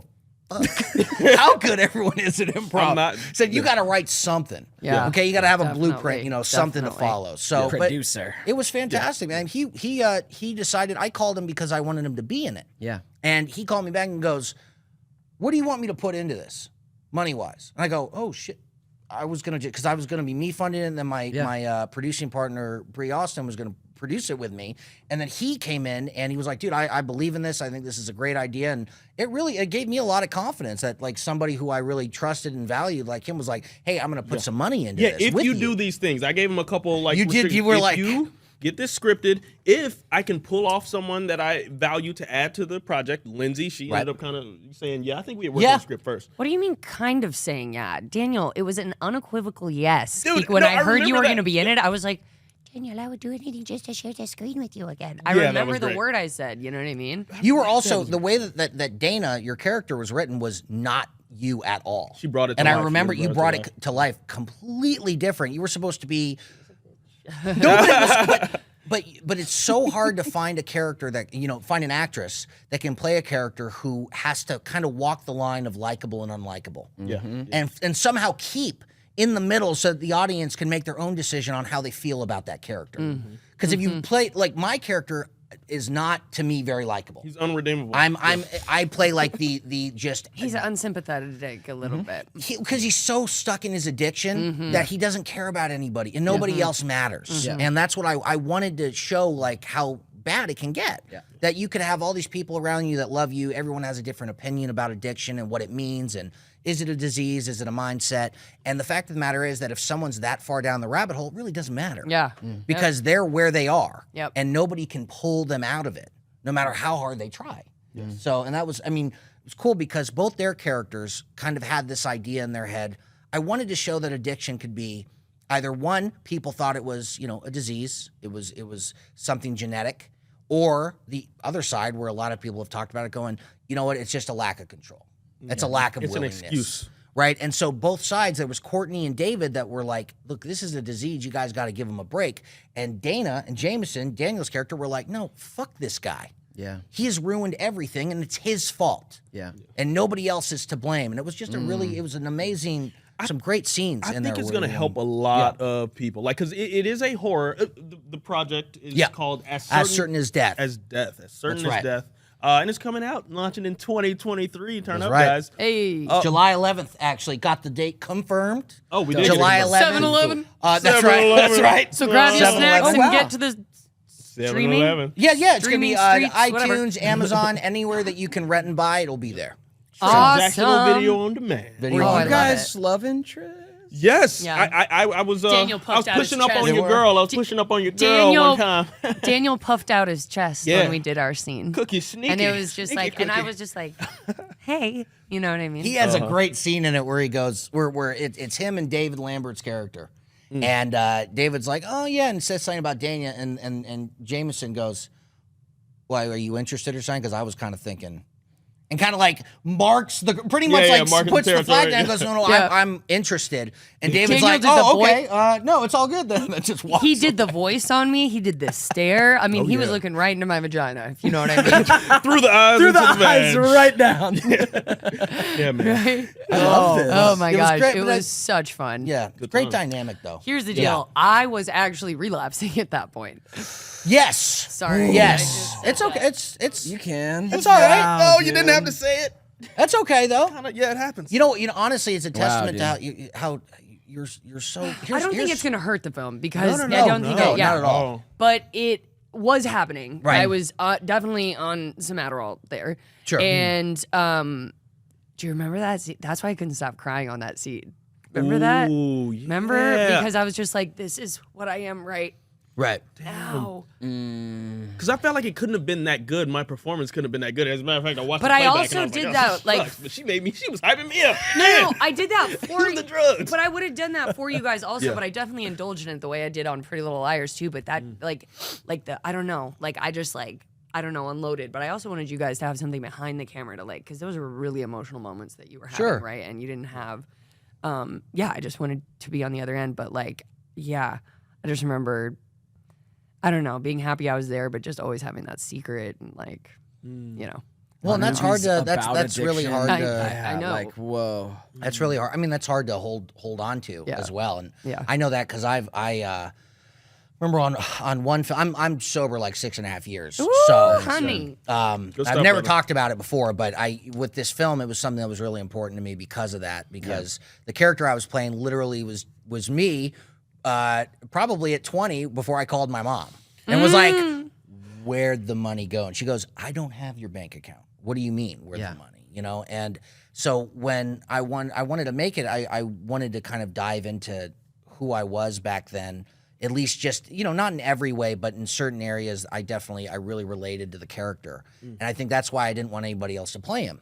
Yeah. That was really because I could have gotten somebody. There was a few people, and it was during the pandemic, so, a lot of people were available. For sure. But it just didn't feel right to have anyone else play it. Yeah. And so, anyway, the great thing is, though, is that I relapsed on a film called Hoax. I had 2.5 years sober, and I've never told this story before.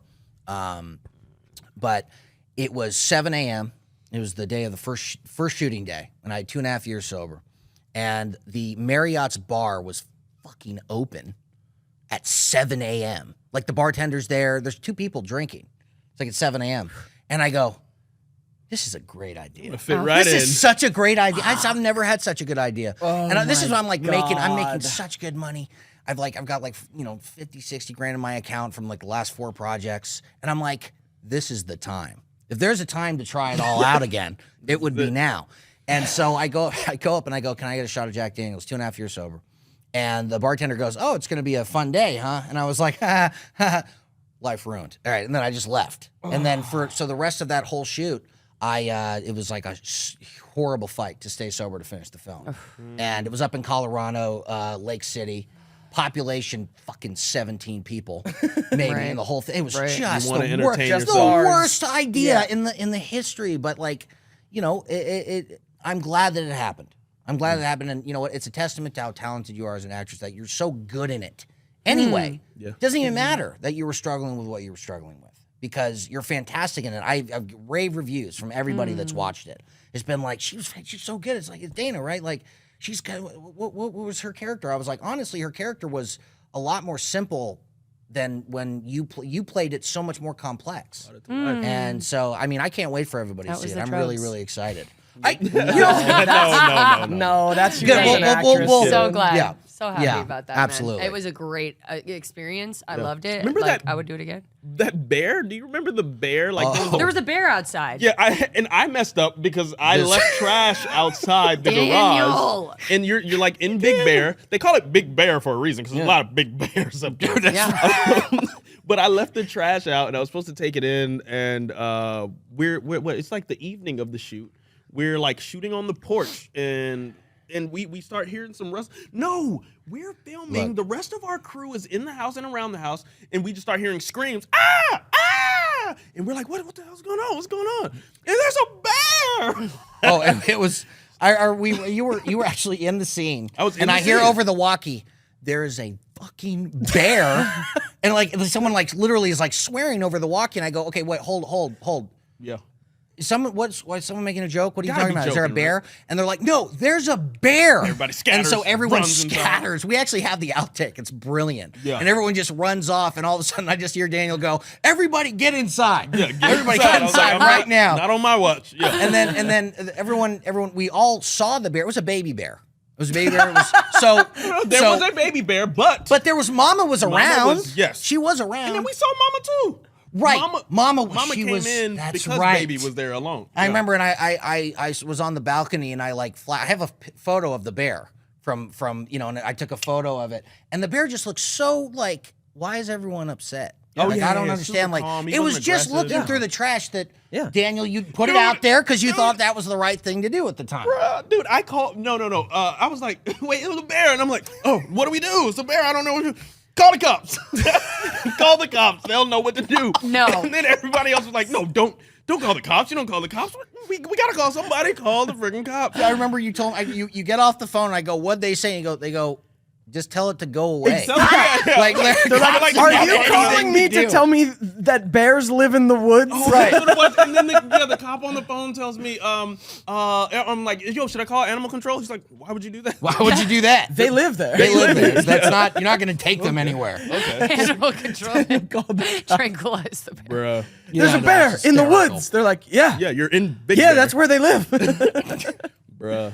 Wow. Yeah. So good. Yeah, there was a bear. Times. Wow. So So good. it was, but you know what? That whole movie was just such a blast, and it was everyone was so like down for the cause. Yeah. What you a know, beautiful thing. and that's such a cool thing. You know, that's Yeah. that's something that you don't experience it very often when you collaborate. You don't have everybody involved. Yeah, down that's to- all down down to for the do- cause. Well, you also You can't know. do it like legally when you're hiring, like, you know what I mean? Like, you guys Right. working like, I did on my short, like, you're working Sure. like 20-hour days. Because if you're shooting Oh, in yeah. 5 Right. days, We you're went into just- Grace several times. You're just filming, right? And it's an hour and 25-minute movie. It's 85 minutes long. Wow. I'm stunned. That would mean that if we did that, that's like what, like 18 per minutes day? a A day. day, Yeah. it's a lot, man. So it was, but we were really lucky. And again, the cast was so good that there weren't a lot of takes needed.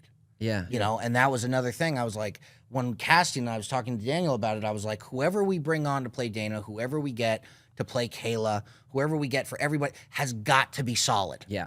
Because They if gotta there's bring one, it. because there's so many like shots where it's everybody, and you've watched those movies where one actor fucks it all up. Yeah. It's that one actor who you're like, wasn't doing? prepped. Yep. Wasn't good. Yep. And No.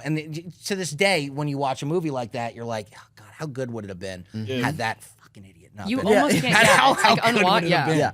So Yeah, they break the reality. I remember you kind of telling me about it because like it was the first time you and Daniel had like spent Yes. time Good amount of time. together in a When we long drove time. to set I know. together. was I know. like, From two LA to hours Big ago. Bear? Yeah. He gave me like a ride, and I was scared. To be honest, to be in how it the was, car like, what are we alone gonna for do 2 here? hours with Daniel for like the first time, and I was like, I oh, know. First time in fuck. a decade. Closed spaces with me can be hard. Hey, I was getting in. But, Yeah, It was but great, I though. thought it was gonna be. But it was. I came back. You were like my I Oh, was yeah. like, No, we oh, bonded. that's one of my besties right there. No, real talk. No, we talked about some bonded real even stuff. more like than when we were kids. Actually, That's what I yeah. felt like. Like Yeah. we had the familiarity of that, but we found we had a lot in common. I think, like with our perspectives and like, Yes. I don't know. It was You would share so stories, easy and to I'm like, talk. I can relate to that. Yes. I remember you telling us. We were both talking about like the people like we were with at that point, and he was like, yeah, she always asks for a massage like every night, and I know you don't need be needing that massage like every night. What are you doing, And bro? I'm like, I'm like, a massage. I am in the same boat. I am in the same boat. I get asked for a massage every single night, and Yeah. I'm like, how many times do I have to tell you that's not my love language? And like, go get a massage. get one. I don't want to give. I'll give you One. the money. Go and get Yeah, wait. Who the fuck wants to give a massage? Wait a second. Amen. Who wants to actually give one? There might be someone. Okay. I'm not some him, though. people I'm not might the love it. person. I'm not this person. I'm like, can you just scratch my head for like 4 hours? Yeah. When we watch a movie?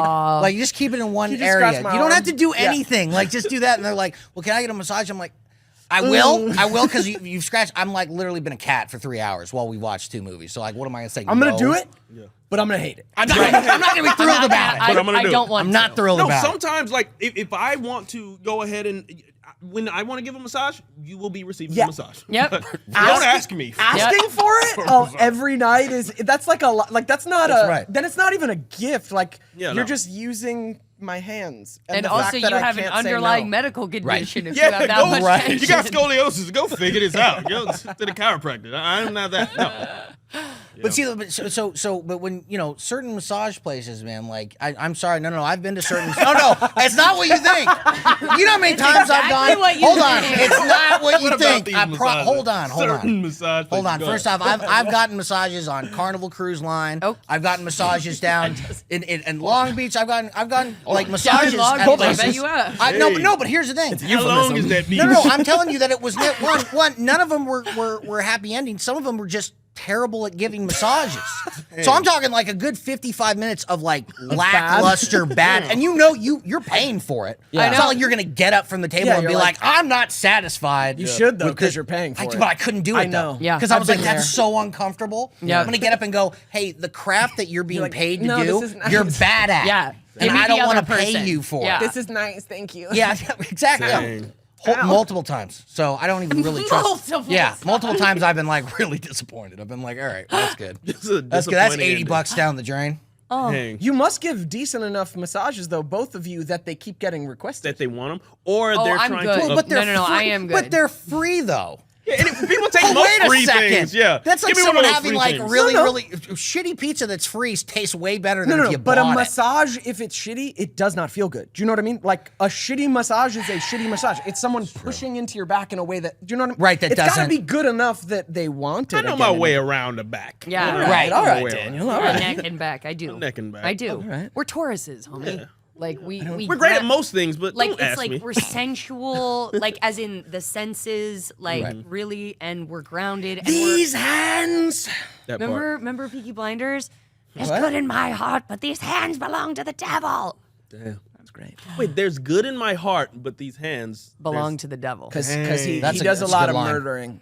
So I want to go back to one thing. Yeah. Yo, So yo, you take said- us anywhere. You Take us said anywhere. you said though that like you have no problem giving a massage as long as you don't get asked. Right? Like if you offer it, it's fine, right? Yeah, if I offer it, yeah. And Okay. it's gonna be the best massage you'll Okay. get because I'm in that mood. You know? Right. Yeah, Right. you're Right. choosing Right. to give it. Okay. No, I Sometimes- can understand that. Sometimes I purposely hurt them by going too hard. Oh wow. Oh, dude, and I hate that. I'm okay. like, are you really gonna make me have to? Oh I no. don't wanna. You I guys really are don't so- wanna do That this. is You're both there She like knows. I'm She like, knows. a resentful she's like, massage. hey, could you Oh warm yeah, it then up? she hit Could you with the warm it up? Oh, what? Could you warm me up? Is that her line? Oh no! Could you not ask me to do? And I was just like, you sense my tone. Dude, That is- I tried. I love that you turn it into something where it goes from being requested to just regretted. Immediately. Not It's even like- regretted, resented. Yeah, it's immediately just like Yeah. I understand. Okay. All right, Yeah. good. I just wanted to clarify that because you Right? said I was like, all right. Yeah. Dude. No, I, oh no! um, And during a massage, I hate when someone says, "Oh, actually, could you get this? Could you go get the Yeah. shoulders?" You're gonna get this massage where I'm giving it to you. Okay? Don't be making requests around here. I'm so sorry. It's just so real. Oh. Yeah, no, it's and so we like waxed philosophic, and I God. remember it was at that moment in the conversation. I actually remember we were on the drive back. Oh, you know on what I mean? the drive That was back, actually yeah. on the drive back, and I at that moment I was just like, bro. bro. I can just see your face, Daniel, because like whoever you're giving the massage to can't see your face. So I can just see them being like, "Can you get like right there?" And Daniel's face just going. not like having to rein in the fucking rage. Like change the tone because I think you're taking advantage of me. Right? See, Daniel, the amount of times that I've watched Daniel go from just because he's so nice, Yeah. until you just put one step cross- too far. there's boundaries. It's just You this step immediate, one step over this the line, immediate, bud. like that just goes. And I don't, And by the way, I appreciate it. Oh, good. because Love it. because one of the things is like I'd never seen it. I'll tell you. So I have a story to tell. yes, please. Which story? He's got so many stories. I have so many stories, my but Where gosh, was Daniel tell giving me, you a tell me, massage? tell me. but yeah, we're not gonna go too. Don't worry. Where did Don't he worry. touch you? Where was Daniel touching No, you? no, I Hutch? have one that involves Devin. And shit. Devin probably doesn't even know this one. I for sure don't. So, please. but it's Have we met? fantastic. No, I'm just we kidding. had I'm just met. kidding. I'm just We kidding. actually had I'm just met kidding. I'm just kidding. in Santa Barbara at your girlfriend's sorority house. My sister's. Your sorority was it your house. sister? No. You partied at your sister's sorority house? Yeah. Okay, Plenty. so that must have been it. No, but he wasn't was. there when this happened. No, he was upstairs. I never saw you guys I at UCSB. promise you, I wasn't even there. When everyone told me he was there. They might have But- lied. So You, maybe no, they but this is lied. how But let drunk me hear. Hutch used to get. Okay, so I might. Because Yeah, I don't think right. we were ever in UCSB together. I don't remember that. No. Like I don't think we ever partied there together. I don't this was think we just did. you and this This was is just But- you and you me. and I. But allow. But this was your sister's sorority That house. makes Yes. sense. Right? That So would make Daniel's sense. like, That was we're the going to point, go uh-huh. over here. Yeah. And so we go over, and the on night's Del like, Playa, like when Yeah. she Yeah, lived yeah, in the yeah, house. right there. Yes. yeah. And the night's winding down, and I never took that as like leave. I always Yeah. took that as like, He would go, Yeah. oh, less people are here. That's great. Like, Yeah. I, We can talk. Now we can really shoot the shit and Yep. get really fucked up. Yep. And so I Ugh. remember I was I took a shot, and then I asked where the bathroom was, and Daniel was like, it's down the hall to the right. And I go, okay. Yeah. So I go in there, and I go to the bathroom, and as I'm washing my hands, this guy comes into the bathroom, and this dude is like fucked up, like way more fucked And up. he's fucked than up. He's I'm saying fucked this up. dude is So if fucked up. I'm saying you're too far gone, Listen, then something is really you're wrong. fucked up. That's right. That's exactly. You've had too many to drink. No, you no, bitch. here's the impersonation. Ready? He goes, hey. And I turn around, I'm like, yeah? And he goes, who do you know at this party? And I go, Daniel, I know. And I had like, there were 4 other people Yeah, that we were Vanessa, with. And I'm yeah. like, Vanessa, boom, boom, yeah. boom. Yeah, Vanessa. I'm like, I know all these people. And he goes, none of those people live here. None of them. You need to leave. And I go, okay. And then all of a sudden, 2 more guys come in behind him. So it's like the drunk 3 musketeers. I'm of upstairs like- at this time. And then he's No way, upstairs. yeah. And then the 2 guys in the back are like, yeah, man, get the fuck out of here, bro. Like they're Such like a yelling at me. UCSB And I'm thing. like, and I'm like halfway shit faced. I'm like, don't know how to throw a punch well, let alone with there Yeah. being 3 people, Yeah. right? And then one of the girlfriends comes in behind and goes, honey, you're just really drunk. You need to get the fuck out. Just 4 people that have cornered me in a bathroom. Jesus. And I'm just going, what's happening? Yeah. I was just taking a pee. Why are you doing this to me? But then I hear. And then all of a sudden, so he goes to the exit. I go, okay, no problem. And I go, all right, guys, that's fine. Which way is the exit? And they go, it's that way. I go, excellent. I'm going to go this way. And I turn to the left, and I see Daniel on the balcony. And I go, Daniel, dude, these motherfuckers. And I look down. Punched in the back of the head so hard. By the worst guy. Bro, and I see this, like, I'm like, whoa. What the- Wait, who got what? You I got punched in the back of the head. Head's a super dangerous punch. Horrible. It can kill someone. Horrible. It's like really dangerous. And then the guy gets on top of me, and he's like this close. He's like, "You just need to relax, bro." Yeah, For and I I really rushed like, down, and I and rushed down, rushes yeah. down. Right, gets off, and Daniel's like, what the happy hell's go- going yeah. on? Yeah, You know what I'm saying? I'm amped, and I right. was working out a lot at the time, so Yeah. you know, Right. You were everybody yoked. kind of scattered just enough or Sure. whatever. I'm like, yo, what the fuck is going on right now? He's like, oh, you know, your friend's drunk, and I don't care if he's drunk. Who just punched the homie? And he's like, oh, dude, man, it was my bad. I was like, I don't know what he did or what you talking about, but boom, boom, decks him. dropped him, bro. You're the shit. That's right. Hey, I had to, and then we You're the ended up- shit. We hung around for a little bit, but then we got on up out of there. Right. It's time to go. Why do I not know? Fantastic. This was at my sister's house. Yeah, That's right. I used to. I don't think she ever told me this. Bro, this was happenstance that she Yeah. was even there. Like, I was going to Santa Barbara, like, with so many different homies. Like, a couple of my homegirls lived, like, right near. And then I was like, oh, yeah, turn up. Yeah, no, it was, and but that's what I'm. So he switched on a dime.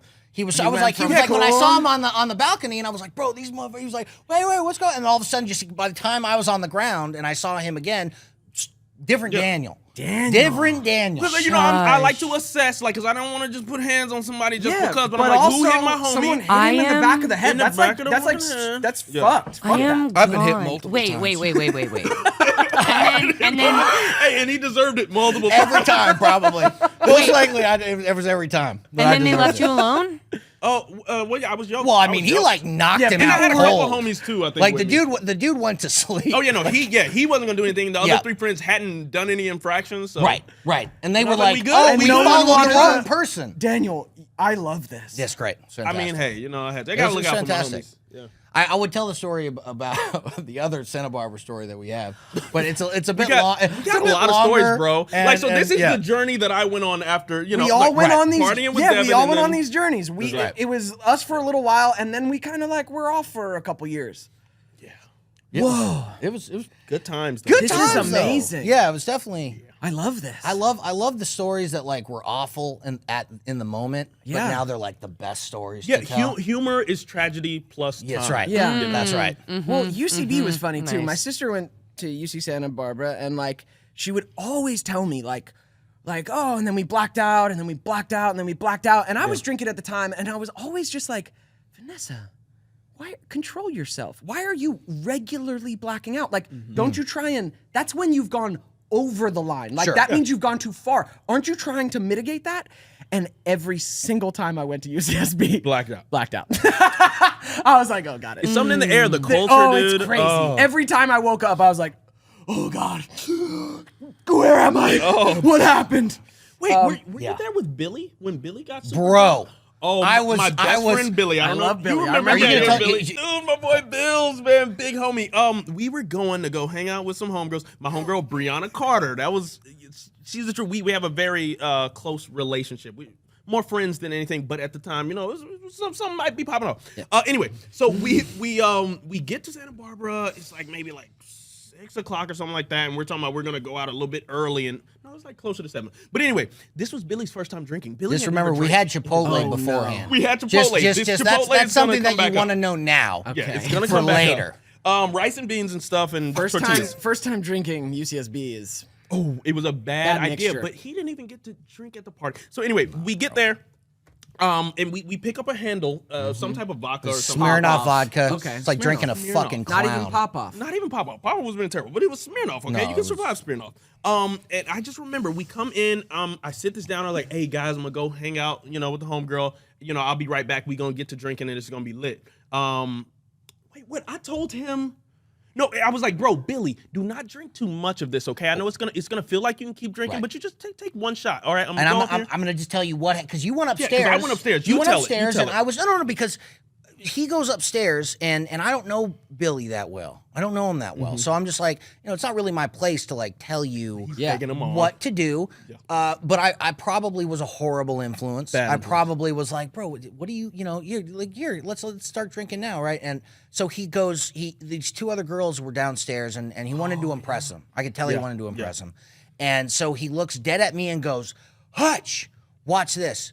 Downs half the bottle of Smirnoff. Oh no! As I'm walking down the stairs, he's so he's drinking it, and I come down. I'm like, what is it? Half the bro, bottle's Billy, gone. no, dog, that's enough. You No. cannot drink all that. And I'm trying to grab the bottle. Oh my He does God. not care. Horrible. He gets to like where it's only like a quarter of that. He said drinks almost the entire thing. And I was like, Billy, this is not a game. This isn't cool. Yeah, this You isn't. can't. No. There are consequences about to happen to you right consequences. now. Why would you do that, bro? And he's like, that's nothing to me. That's nothing. Because he was always off beating on me. Right, He right. was like wanted the to be like, bodyguard. The whole night he was telling Hutch, anybody mess with Hutch, anybody mess with Hutch. Because I told him the story about how I About got hit in the him. back of the I head. got punched in the Yeah, he was like this. So he's like yelling at random people on the street. Billy's bodyguard. Nobody better hit Hutch in the face. And I'm like, Billy, stop it, man. So this he's is really to pick the chicks uncomfortable. up on the couch, remember? So those girls he was impressing or whatever, they're sitting on the couch and it's like right at maybe like a minute after he's like, oh, I'm starting to feel it. He's like, oh, he just goes to the couch, lifts them up on the couch to the girls who's just doing this. And I'm like, Billy, I don't know what we're gonna do. And he's like, no, let's go. It's party time now. Party time now. It's party Goes time outside. We go outside and was like, hey, everybody, get your stuff. I guess we're going.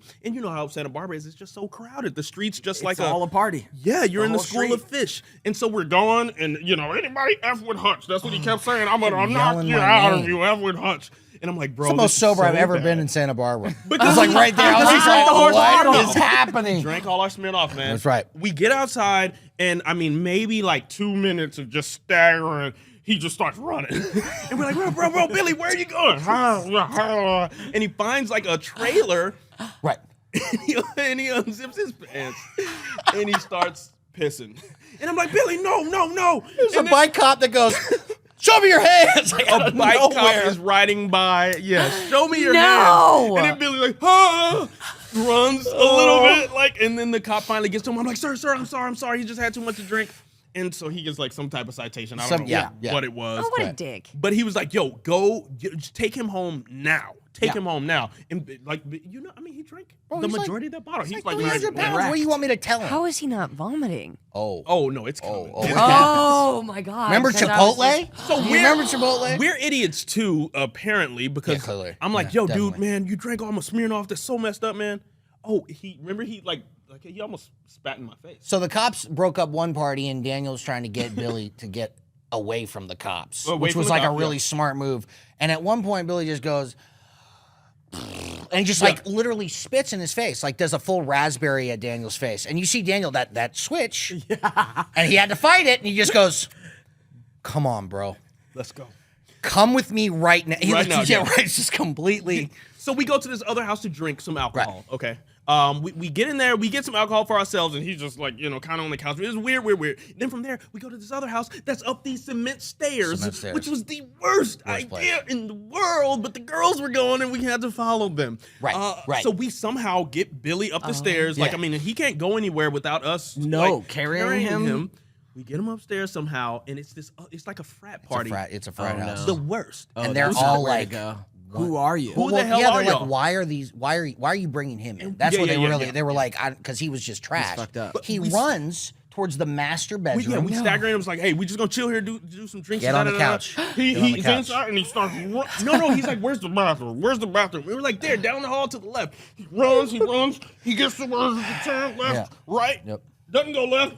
Runs to the right, and he lays on the bed. Right. Master bedroom bed. Master bedroom bed. Did he close the door behind him? No, because we were able to get in. He just laid on the bed and then rolled off onto the floor, and so now he's face down on the floor. And I'm like, this is some bullcrap. But he's like, really? So this your boy, huh? Blah, blah, blah.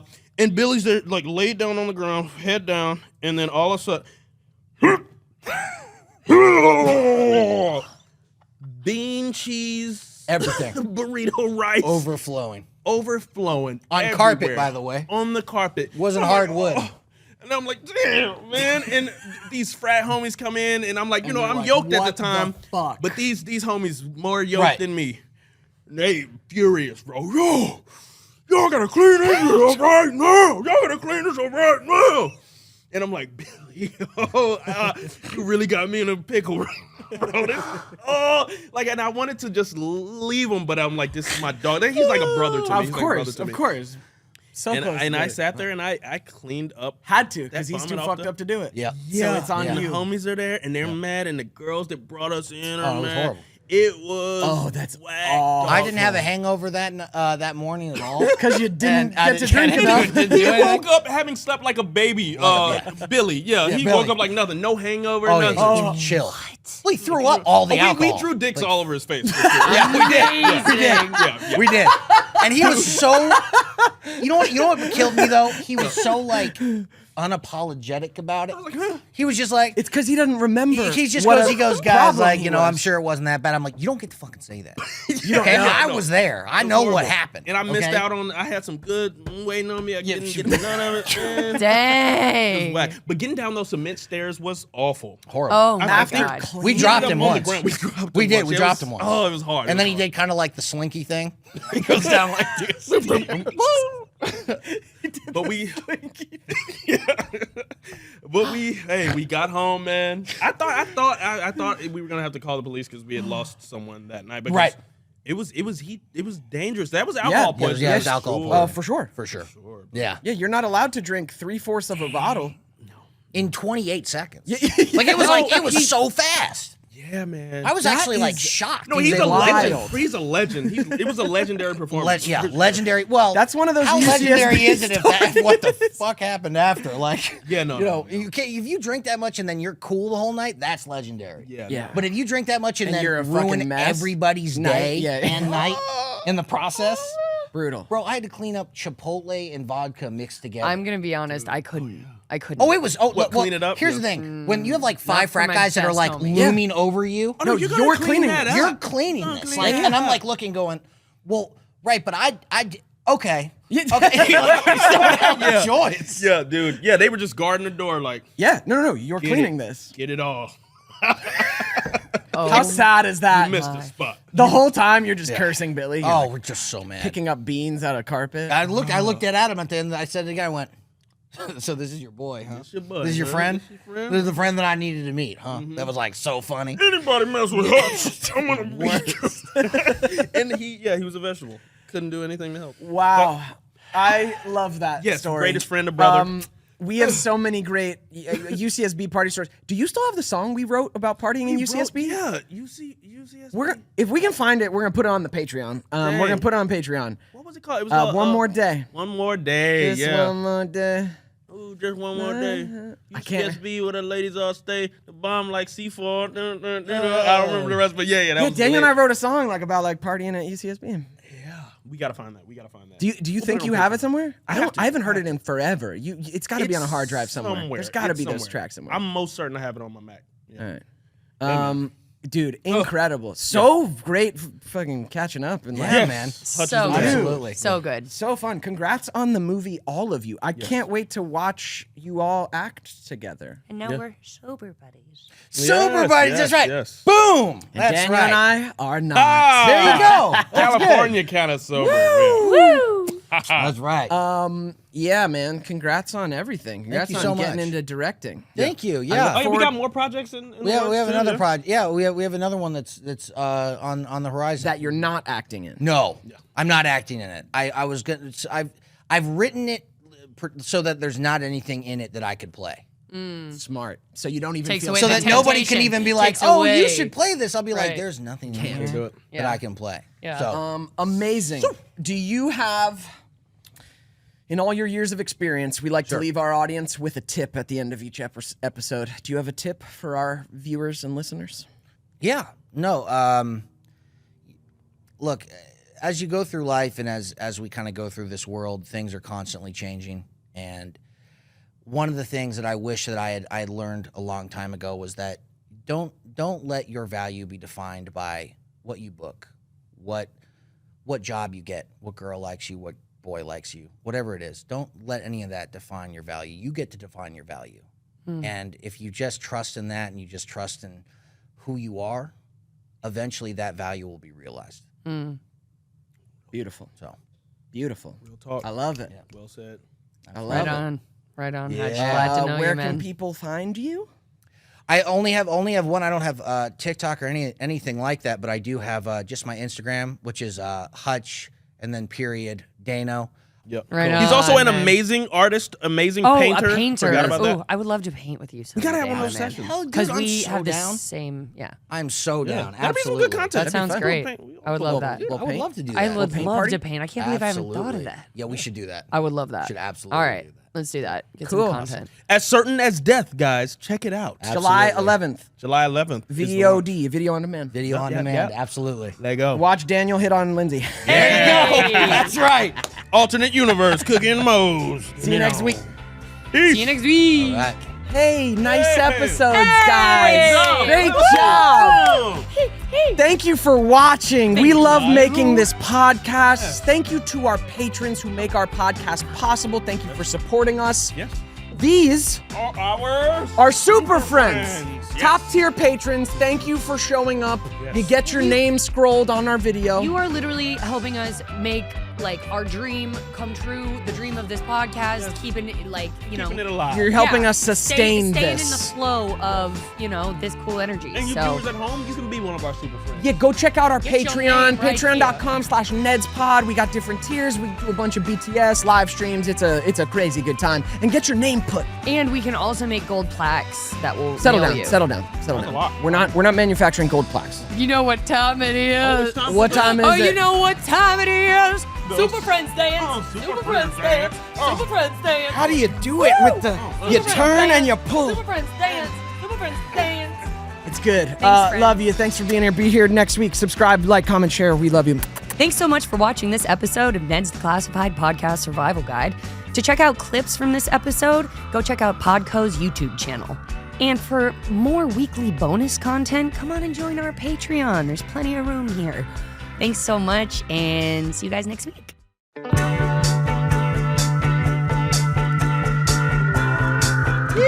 Hey, everybody. Good to see you. Good kung fu fighting. We can't do that on this I don't know. pod. I don't know how much we can hum other songs.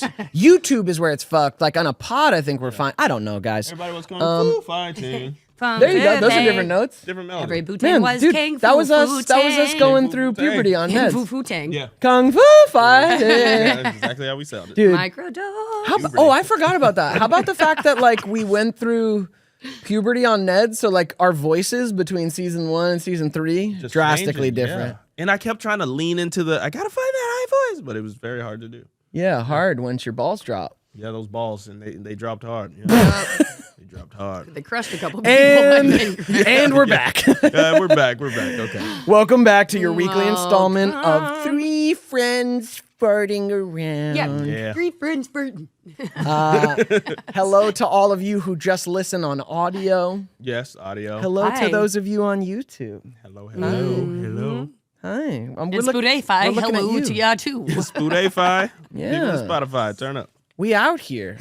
Ned's Declassified Podcast Survival Guide. Right. What's the episode? What's the episode? Today we are covering elections. Elections, yes. Oh, this is a good school- segue to the stuff that's going on currently in our world, right? Right? No, we're not going to talk about any of that shit. 2024. It's We ain't talking about any of that shit.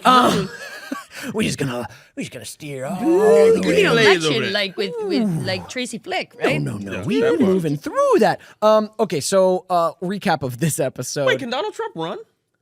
Or I don't no? know. Because he got indicted, right? I know. I don't Okay, know. okay. Well, I'm sorry, guys. Here we go. You just named everything that we They said we're not going to talk about. Okay. Yeah, I will not go there on Yeah, this there's lots podcast. of feelings, you know? I will not go there.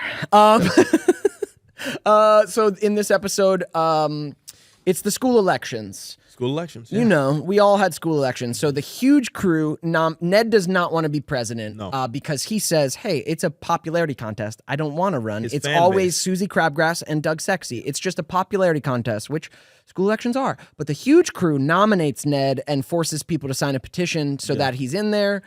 He fights it a lot. but through the course of the episode starts to get on board with the idea of being able to help the school and become the president. Yeah. Cookie is the pollster.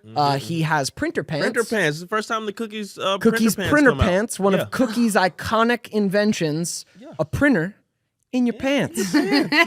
And he's printing out all the latest election polls out of his ass. Out of the butt. Just yanking out some papers. Very metaphorical. I mean, hey, he's just pulling it out of his ass. Just pulling those numbers right out your ass.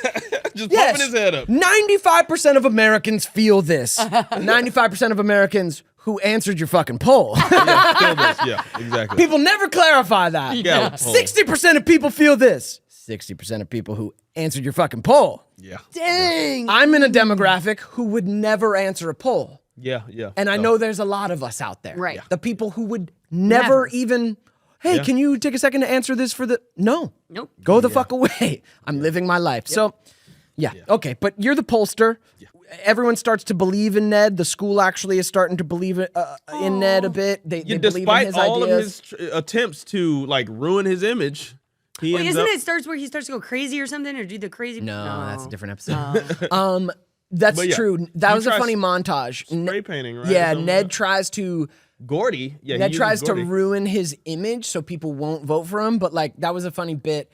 There's graffiti on a locker, so Ned goes to add to it. Like I'm gonna get in so much trouble in front of Mr. Monroe. I'm gonna graffiti this locker. Get some spray paint from Gordy.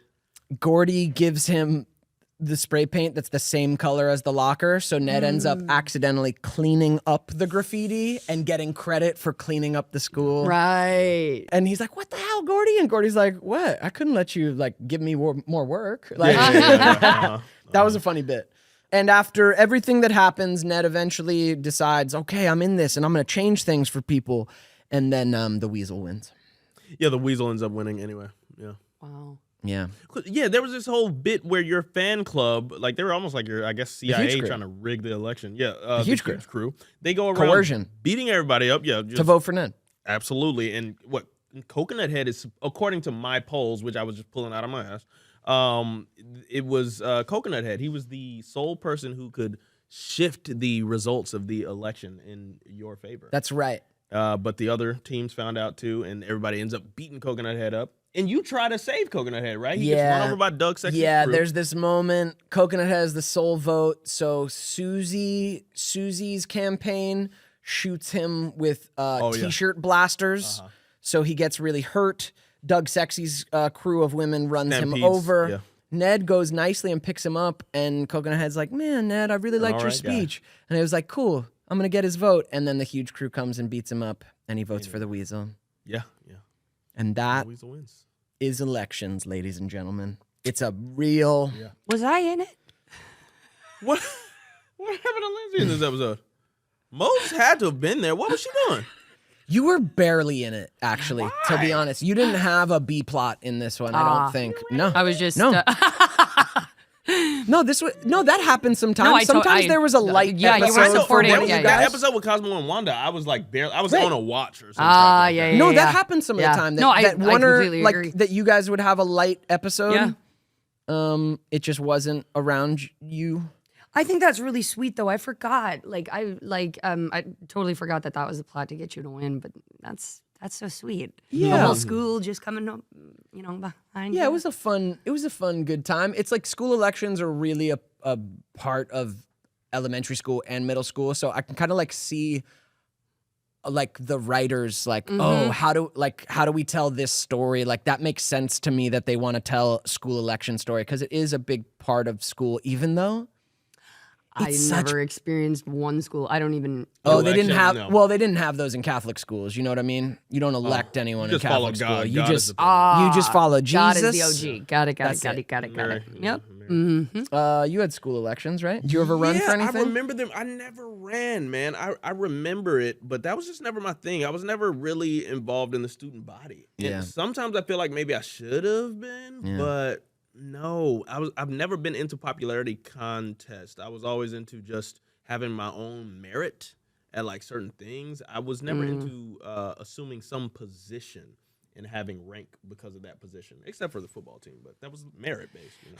Daniel is just another kind, dude. He just like, oh, That's a you're perfect. just so amazing. I'm s- I'm that- just like, I That's a love you. perfect. That's a perfect setup. I ran in 5th grade and I won and I was president. Oh, you give me those vibes, bro. Yeah. Yeah, you're one of those guys. Yeah. Yeah. He's the anti-Trump. I could so see that about you. I know. You have a president mind, and I don't say that as big a compliment as it sounds, I know. and not as derogatory as I mean it. Oh, wow. You're wild. That- You're wild. That was great. Put that on a fucking t-shirt. That. I love you. And I was ready for these comments when I thought about, I'm going to have to tell Lindsay I fucking ran for the school president and I won. And she's going to have a lot of thoughts and feelings about it. Yeah, I did that, and it kind of is a popularity contest, and it's all a farce anyways. It's so fucking dumb, to be honest. Like, they're like, run, we're gonna give you a little bit of responsibility. Student council, you're gonna meet, the student council meets, and it's like every school election is like a kid who's coming up with ideas. They inspire, like, hey, come up with ideas, give speeches on it. The kids are like, yeah, we're gonna vote for that guy with his ideas. And then you get in there, and who runs the school? Fucking adults. They're like, yeah, cool, you won. Great idea, kid. Now shut the fuck up. Yeah.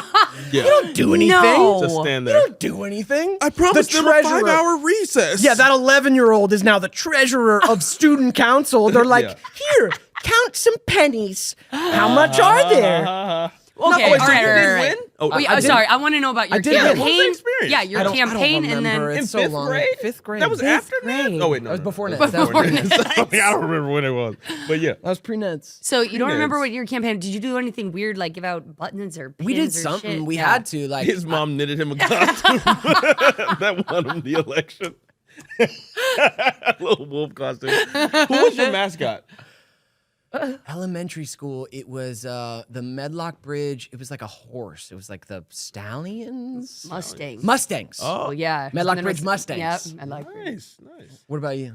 That That was elementary. Elementary. We were the Arrows. We were the Clinton Arrows. right. Everything you were in our city was the Arrows. All right. You couldn't be anything but an arrow. You couldn't be anything but an arrow. Yeah, we're deep south. Middle school Get in line. River Trail was the Wolves. Was the Wolves. Oh, you're the Wolves too. My middle school mascot was the Wow. Wolves No. while we were on. Oh, and I need to make a correction, okay? Because I got corrected by an audience member. Uh-oh. I said Daniel and I were the age we were on the show, sixth grade, 7th grade, 8th grade, and they generously fact-checked me. Ned started in 7th grade. 2 seasons were 7th grade and then 8th grade. So you're right. Okay. I remembered it wrong and you remembered it right. And it was 7th, 7th, and then 8th. But we were in 7th grade when we started the show. I was in 7th grade when I started the show. I was in 9th when I ended. That's true. Okay. Or like getting out of it. Yeah, getting So out we of it. were Yeah, we yeah, were what yeah. we were on the show. So you were excited. What did it feel like when you won? What did you say? Were you so excited?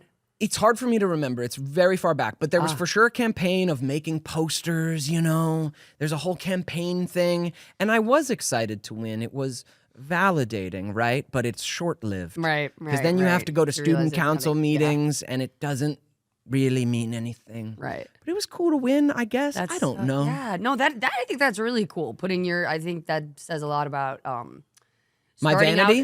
out, no. Starting out on a goal, you don't know if you will win. Yeah. You know what I mean? And Oh, put and myself still out there. persevering, putting yeah. that all in, not knowing if there's going to be dividends paid. Yeah, it's hard for me to remember anything back far, like that far back, like because like you're unformed. I'm like uncooked in those moments. Like I just was whatever. I don't know. I was whatever I was trying to be. Whatever the validation. I don't know. I was a decently cool kid. I was like popular enough. You know. Did you win by a landslide? Do you recall? I don't know, man. They just said, "Hey, Devin Werkheiser is the winner." They didn't have a big what you call it? I'm sure they inauguration did. day? Again, I just like inauguration day. Yeah, there was Inauguration. fucking parades. Wait, In did honor of School Devin. band. How They much- brought out a tank. How much older is Vanessa than you? 2 years older. 2 years older. So y'all went to the same school? When we were in the same, like if I was in 5th grade, she was in middle school. We were in middle school when she was in 8th, I was in 6th. She had moved on to high school, Oh, right? You so know what I you mean? guys just oh, Yeah, we would miss that each other. That seems weird. Like you shouldn't have but yeah, Yeah. should have overlapped somewhere. Yeah. So I don't know. I'm the school president. That's Yay. so cute. I guess it's cute and good. It is cute. I don't know. There had really to have cute. been something that you promised these kids, though. I for sure promised them something. And that you don't remember. That's a testament to in our real society. Yep. Presidents just say, "Hey, I'll do all this for you," and then you never see it. Facts. Yeah. I forgot. That was actually a part of this episode that was nice. Ned's idea that he was running on was we need more outside time since we no longer have recess in middle school. And actually, that was a beautiful part of this episode is at the end, even though Ned didn't win, they still enacted outside time for lunch. So Ned's campaign promise actually got through. Yeah, I don't know what the fuck I ran on, and it probably didn't happen, just like every real presidential election. Hey, I'm going to give you all this. Everybody gets candy. Yeah. No candy. Thanks for voting for me. Yeah. So I don't know. Did you guys have, when did you start having, like, speaking of fifth grade, I, like, remember, like, I think I had, like, girlfriends in fifth grade, but, like, but they weren't, you know, it wasn't, you didn't do anything. Like, you're in fifth grade, so it was just, like, some kind of general liking, talking to their friends about it and your friends about it, getting the nerve up to ask, like, do you like me too? Do you want to be my girlfriend? Maybe through a note. Yes, and then you're together, but you like awkward. Never are around each other. Right. Yeah. Maybe you go to a movie every now and then eventually someone breaks up with someone, and that's it. Yep. Yeah. Yep. These sad elementary school relationships. No, nope. None of that. No? Wouldn't feel that. No. Was I your first boyfriend? Yeah. Was I your first, like ever? Like, you didn't have, like, little innocent ones before that? Like, little fake? Really? No. Really? No. Did all of your innocent, fake little 9-year-old, relationships prepare you for me? They were just practice, huh? No. Right. So I'm not There's that far only behind. one you. Turn up. Okay, never mind. Yeah. When What did, about when you, did you Daniel? start? You know, I talked all this mess in the earlier episodes about being asexual, and it was asexual, but and I keep hitting that table. No, but I remember around fifth or sixth grade, and I'm still doing it. Fifth or sixth grade, there was this girl, Naila Waterfield. Oh, do I need to not give the full no, names? you can give full names. I'm just like, her last name is Where did you meet her? Oh, yeah, no. Were you on an ayahuasca journey? Stanford Middle School, and I remember, I think I talked to her online or something like that, and somehow we established that we were like dating. Yeah, because her chat name was like Nini Girl 91 or something like that, and she was born in the same year as me. I thought that was super cool. Naila Waterfall, and Waterfield, but yeah, we would just schedule times to Daniel? meet up in between. Was she? No, I don't know. We never got that far. And we would just meet up and just hold hands for a little bit. Like, and this was like maybe for like 2-3 weeks or something like that. Then it got to this weird phase where it's like her friends coming up to me, she doesn't like you anymore. Exactly. And it's like, oh, heartbroken. Why couldn't you tell me this in person? No, it was always a friend at that age. I was always broken up with by the friend. They're over Nakamura was the friend. Alexis Nakamura. I remember. Yeah, like they just all of a sudden the girl that's supposed to be your girlfriend starts avoiding you, and you're like, this feels weird. And then their friend comes up and is like, it's over, bud. And you're your like, little heart is breaking right now. But I know your little heart is breaking right now. yeah. All right. And what age was that?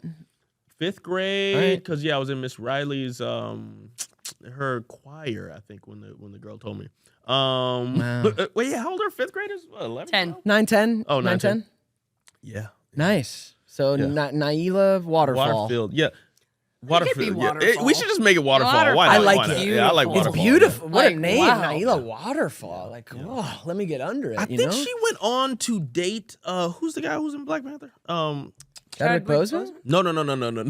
Michael B. Jordan? Michael B. Jordan, yeah, for like a split second. So that was her like claim to fame, that she had like dated these different like little child stars. Did you see the clip of Michael B. Jordan was on a red carpet, and the person Called me corny.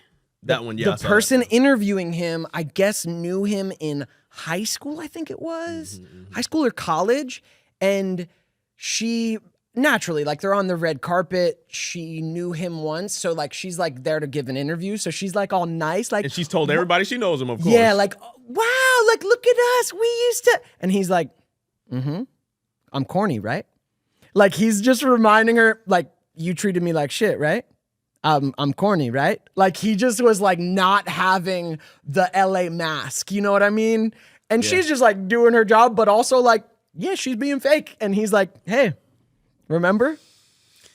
Yeah, I kind of love I that. love Michael B. Jordan. Yeah, he's is just, dope. I'm such a fan, and that is a huge driving force for a lot of actors. Is like proving them wrong. Is proving the people who made them feel small or shitty wrong. So, and he's so fucking big and handsome and a sex symbol and director and fucking shredded and crushes every movie. So I kind of love that he was just like, don't act like we're old friends. We're old like nemesis. You were mean. Come on, Nemesis. sis. We're nemesis. Nemesis. Nemesis. Nemesis. I have no clue. I don't know. Nemesis? I don't know. I don't know. Yeah, that was great. All right, so Nemesis. so your first girlfriend dated Michael B. Nemesis. Jordan. Yeah, apparently that's what she tells me. That's I don't know. Not Did he go even to true. Duke? Was it Duke that she went to? I don't know. Yes, nemesis. Thank you. Nemesis. Nice. That is those little early relationships are so hilarious. and Yeah, sad. super But efficient, you they think you feel need a to. lot. It feels so bad when a friend comes up and says she doesn't even like you anymore, and you're like, Yeah. what? But we were together yesterday. Yeah, it was just yesterday. What changed? What changed? Was it the high socks? What did I do? And those relationships were ending over something like that. Something like middle as stupid school, as that, elementary, it was something just Can't like be seen with someone who wears high socks. exactly. Good old I'm times. trying to think. Like, was there a time? Like, I guess I kissed these. Like, I kissed a boy before, but it wasn't like, more days than just that moment. Like, you know what I mean? Like, it was You were already in a place with love we where were it's like- just like it is what it is, well, no, man. we were together, and it was like, We did that. How exciting! yeah. But then, like, we didn't live in the same place, so it was like, we left. say after goodbye. Yeah. That's sweet goodbye. Fateful lovers. Yeah. Damn. So I wouldn't say I even had any like relationships like that, but like when you like, let's kiss. What about like AIM? Did you guys were you guys on AIM? That when Instant Messenger first came out for the youngins in our audience. That's crazy. There was a time when to sign on when to access the internet, your computer would go for about a minute, and then you'd be on the internet. And The ring. and cell phones weren't much at the time yet, and text message really wasn't it yet, but they created AOL Instant Messenger. It was a way to message, text message, friends, instant message, direct message, for the first time. That shit was Brand new. that shit was mind blowing. I said MySpace. I think Nene Girl 91 was on AIM. She probably used the same username. But I remember this. But stuff I vividly. remember like messaging girls, you Yeah. start getting In the Riz, numbers. Riz in the fucking Yeah, messages, yeah. like learning how to flirt through messages. Oh, yeah. I was about to share my first AIM screen name, but I don't think I want to. No? What did DJ Lion? Fuck! Yeah, it was like wads of God. Jesus. No, it's like DJ Lion something. I remember that. I remember your AIM name. Yeah, it was because DJ Devin Lion? and not like Devin DJ. Joseph. It was like Devin Joseph and Lion. then the Nittany Lions. Both my parents went to Penn State, and it's the mascot. So it was Right. everything in our family was like Lion. So DJ. I guess if Lion. I do just throw in that weird phrase I just threw in, no, you're not gonna know. It's in a different. yeah. Yeah. Mine was Slugger because I played softball. Oh, 8479, last four of my phone number. hey there, Last four Slugger. of my home phone number. Hey there, Slugger. That's for the phone. 8479. Did Dang, did they you knew how to guys find you? Did you guys ever get in? Did you guys ever get in the chat world? Chat room world? That's weird. No, I was afraid of them. Oh, go ahead. I was unsupervised on the internet at a Right. young age. Yes. And Yeah. that's Yes. uh, You were that's going So to did all you I go have into chat rooms? I did. Right. I mean, I did I did too. too. Like, and I I had would some glance in 'em. pretty fucking Gnarly. gnarly conversations with these people. Wow. well, Like because at 12, it was well, because instant messenger, you're messaging your friends. You know who you're messaging. Yeah. But all of a sudden, for the first time, you could enter a chat room with strangers. You don't know who's in there. Could be kids, could be fucking adults. And they were like, I remember like adults though. I remember you went looking. They were like theme-based chat rooms, right? Like there was like a you could go to the sports chat room and this is what people are there. Wait, you would go I would go sex ones. Oh, what? I Really? think I ventured into stuff like that, but I would just go into the sex ones, and then they'd be like, "Let's talk about what we want to do," and then he would be like that, and I would read it, and I'd be like, "It was scarring. It was a lot. It was parental controls are not a joke." Wow. Yeah. AIM had group chats though. Yeah. Group that's chats, what but you're picking. We're talking you're about like talking No, it was purely a sexual hunt for me. There was I don't want any friends. I don't want to talk about shit and learn it. I want to go find some weird people to talk about sex to. Wow. Dude, early age of the internet as kids, man, that's some crazy Dangerous shit. place, man. Yeah. I used to no. Yeah. No, go on. No, man. Okay, hey, porn exists, guys. It does exist. It does. We're does adults. it? We can talk about it. Yeah. Yeah, I think it does. Yeah. Dude, the internet. I remember the first porn for me was from my favorite TV show, Dragon Ball Z. All right, anyone? If you like Dragon Ball Z, anime little porn? comments? You're talking Anime, about yeah. big titty anime. It was Chi-Chi and Bulma. Chi-Chi and Bulma, they look, yeah. No. I would just print that out. It started off just me printing out the Super Saiyans, all the different stages like, of sick. these yoked homies. Man, and then I'm Goku's like, so wait cool. a minute. Hold on. Hold on. His wife It's is attractive. I feel certain ways about that. Let me print this one out. Yeah, I used to bring it to school. And then hold up. Yeah, I just print out papers. Yeah. I'm gonna be real. I wish I wasn't unsupervised with the internet and my own laptop as a young boy. Oh, no. Yeah. Dude, porn when you're eating it raw. but for real, dude, when you're first exposed to it as a young boy, they know now with science like what it's doing to your brain. It's more dopamine than anything in your life will ever give you. Like it is a hyper amount of dopamine, and as a kid first getting into your sexual feelings and then having unlimited access to the internet, it's not good. It's not the right entry point in like you know, you just talked to a grown person and then humped a pillow. Right. Almost more innocent. Right. In parts. Right. I'm Yeah. still a little disturbed. Yeah. But like, man, I wish I when I have a child someday, I would hope to at least like guardrail their entry into like their sexual life off of porn because Jesus, dude. No, yeah. Hey, It's man. too much as a You will child. make someone your wife and give them home video porn. What? Wait, say that again? What are you saying? You home video porn for your kids with you and your wife. Oh, that's what I thought you said. Oh What my the God. fuck, Lindsay? No. Home video porn with your wife for your kids. Oh, no, but she's saying that it's ridiculous for him to think that he could. Oh, no, she's just saying it. You're Oh my just God. saying it. You want them to be away from porn? Show them what love is. Oh my God, where are we? Where am I? But look, What is life? I know for a lot of dudes, like porn becomes a fucking issue, man. Yeah. It's not a great first entry point. Dude, I was For people, horribly sure. addicted to porn. Okay, great. See, I only know the male experience. Tell me. That's definitely something that can be just like anybody who's depressed with low self-esteem and don't have anything to do all Or day. just time on your hands. Just time. That's what happens. That's it. There's nothing to guardrail you from it. It's also giving, again, so much dopamine. Like, you can't stop it. Of course, you're like, well, I'm alone. Dopamine.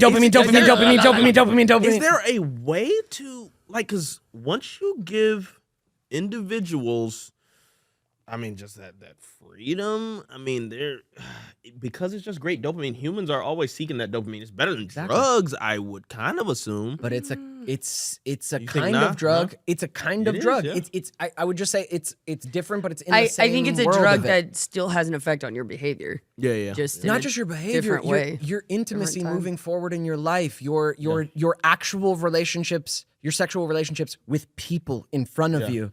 Because like if the vast majority of your sexual encounters are you and your mind and your hand and the fucking unlimited tabs on your fucking You feel internet. like a god. Like, I can do all things. I don't need anybody. I don't need anybody. Oh my god. I don't need other people. I have every person. Wow, dude. Yeah. That's crazy, man. Yeah, that's a thing. That's a thing. And by having everyone, you have no one. Yeah, at the same time. Well, and just it's different from what Stick your dick in a hole. actually being with someone is. You know what I mean? Yeah. I wish there were just like public spots, right? Hold where, on. What? Where's, I'm no, go like ahead, I'm go just ahead. excited to I wanna see hear where it. this I wanna hear it, goes. yeah. where you can go to a place and you know what, like masturbate in public if you need to, like on a wall. Like let's say for a chick that there's something you can da-da-da-da, and for a dude or something you can da-da-da-da, and you can do Wait, that inanimate shit. objects or people? No, inanimate objects. Oh, okay. But okay. it's public. But you can do it in public. So This is a podcast. so There you are can do it in microphones. public, so then you can. Public masturbation place. What? So maybe that will take some of the crime off the streets. I don't know if that works because I have never experienced it. I don't know how to answer that. I'm not. I Hey. don't think it's wrong. Vote Lindsay Shaw for president. Hey, we gotta Yeah. try it, Right? I don't know. That feels so weird, but it's only because it's not my culture. I don't know.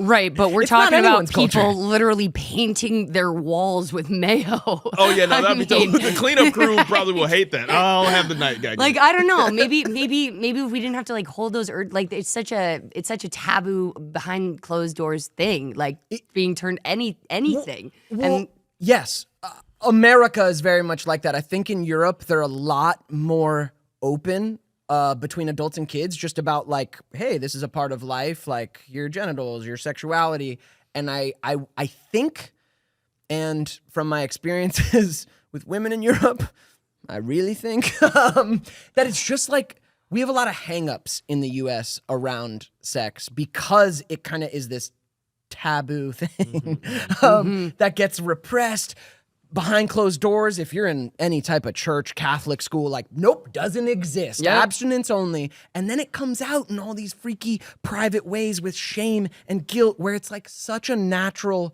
thing. Like, I wish someone told me like, yeah, hey, porn's like really exciting, but like, there's other ways to experience this. Take your time, you know? Get out of there. Get out of there, bud. get out of there. Yeah, I don't know. Yeah. We're super repressed sexually in the Yeah, U.S. exactly. maybe. I mean, we'll never know because this is our experience. No, but you I know we You are, feel like you would we be are. a better person if you had never met porn? Yeah, Really? yeah. What type of things you think you'd be doing instead? What do you mean? I just wonder. I don't know what I'd be doing. Like, yeah, I think, yeah, just like, yeah, No, I Yeah. hear you. I hear you. yeah. Oh, because you feel like we have more time to like study things. Just more time to like actually engage with what sex is gonna be, we're just. like what it's actually But gonna you're be still with out a there partner. having sex. I mean, Yeah, yeah. yeah, it's great. I love it. I don't know. Maybe you learn some Public things from it. masturbation stations. Yeah, Lindsay- That's That's what the I shit. want to That's put on public our masturbation Yep, public stations. masturbation station. No, but like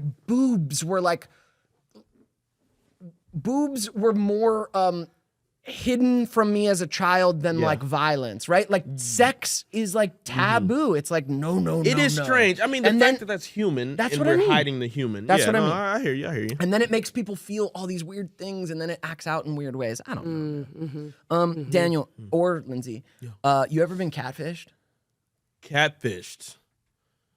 You ever been catfished? I know someone you mean that's other used me than to going to catfish. bed drunk and waking up sober? That's called a self-catfish. Dang. I will say I was catfished once. Oh dear. Tell me about it. So look, there are weird people in the internet who create profiles as other people and try and engage with people in the DMs or whatever, right? I learned my lesson. Quick. But it was during the pandemic, so I was so fragile. Vulnerable, yeah. So vulnerable, dude. I was so lonely. I was so fucking lonely. And like I get this DM from someone and I look at the profile and they're pretty hot.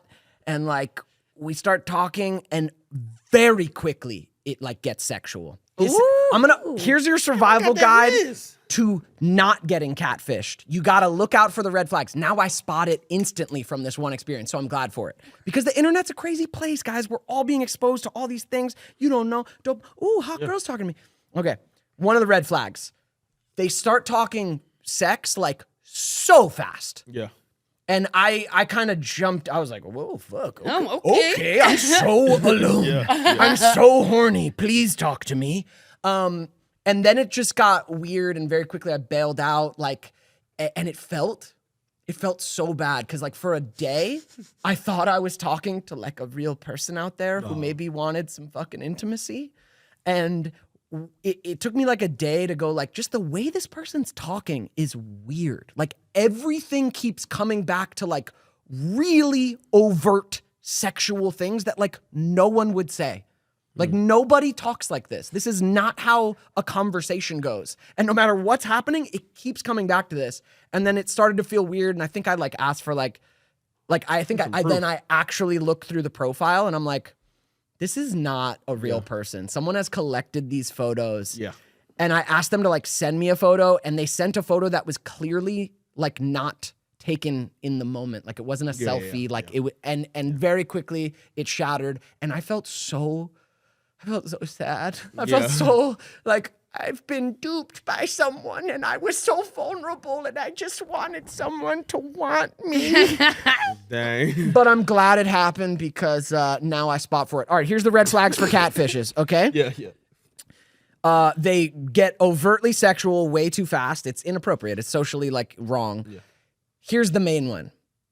If on their profile photos, there's no comments from friends, and you know what friend comments are. Most of them won't have any comments, which is weird. If it's a hot woman and they have no comments, that's not a real person. And if they have comments only from dudes that are fire, star eyes, not a real person. If they have no comments from a girl going, babe, you look so good.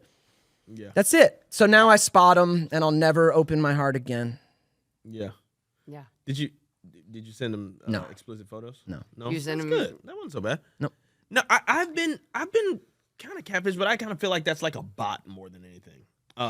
Well, yeah, I mean, I don't know. You What think happened? it was a person? It's for sure a person. It was a person. Yeah. Sure. Okay. What do you mean? A bot tricked you into sending a dick pic? No. I'm just saying bots Wow. are out there, and so I'm quick to be like, I oh, no. officially am gonna Computer become a generated. bot and fucking Become a bot, solicit yeah. dick pics from everyone. I think dick pics are fucking Thought hilarious. bot. Probably get a bunch if you just put. I hey, think- send Yeah, me you some don't dick even need to pics. be a Yeah, bot. yeah, you just right? fucking ask people in your Send me DMs. your dick pics and I shall choose. Dude. do And I you shall want? choose the Do you greatest. want random dick pics? Because I do.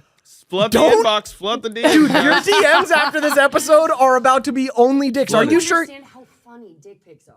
I bet Amazing. they are. Some of the funniest, especially with whatever the background is. Oh, That's the funny part. That's what ladies oh look my for. god! wait, One time whatever there's a the guy with a background is, with what a is that? coffee cup and boop, and it's just you're dang. taking this in the morning, when you're Dang. you just think about it, then see that your wiener's like that, think to text it, and then go take a shot.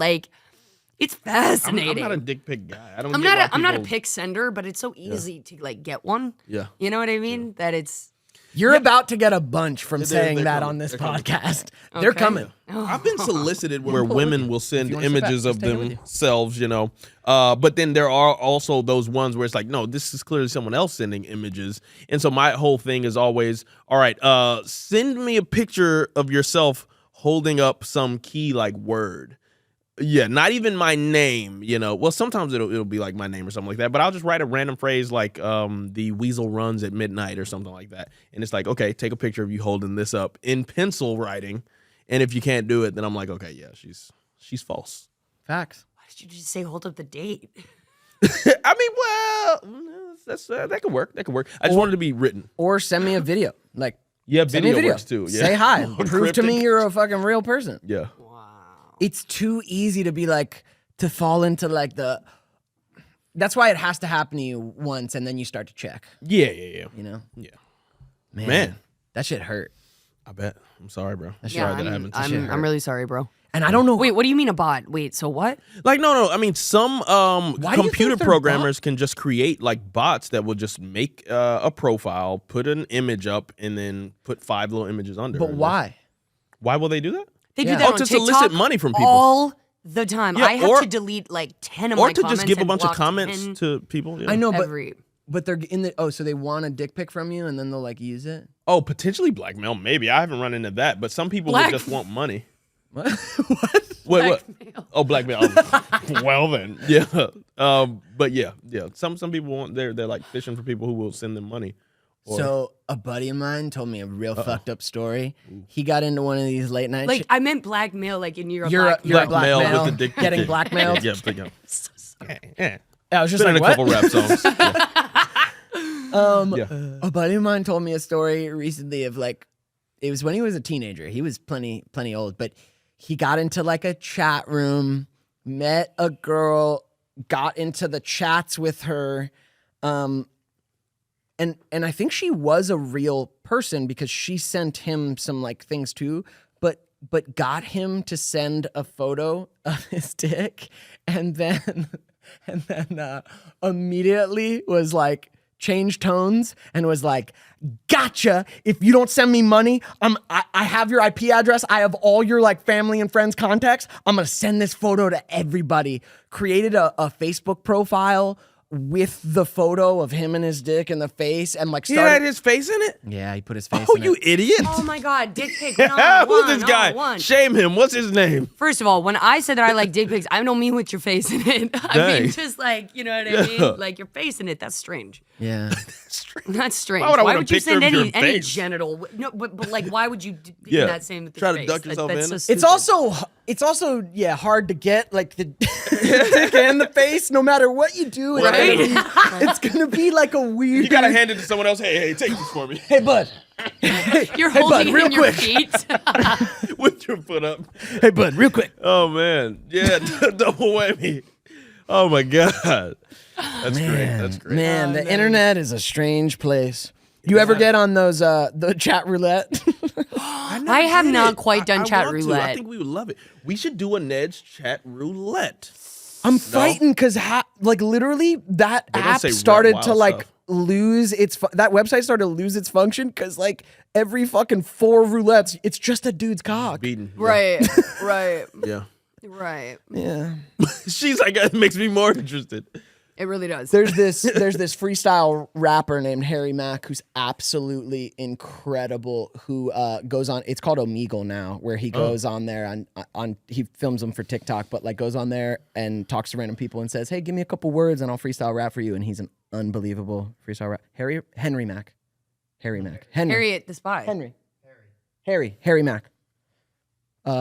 He's an incredible freestyler and he goes on these. But I'm sure what we're not seeing is how many Dixies has to scroll through. Oh wow. Oh, yeah. Skip on through it. Skip Yeah. on through it. Hey, want to give me a word, creeper?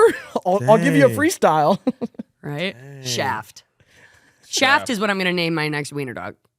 Well, that's nice. that's just hilarious. Nice. Right? good. That works. That works. Dope. You have a thing for wiener dogs. Oh my God.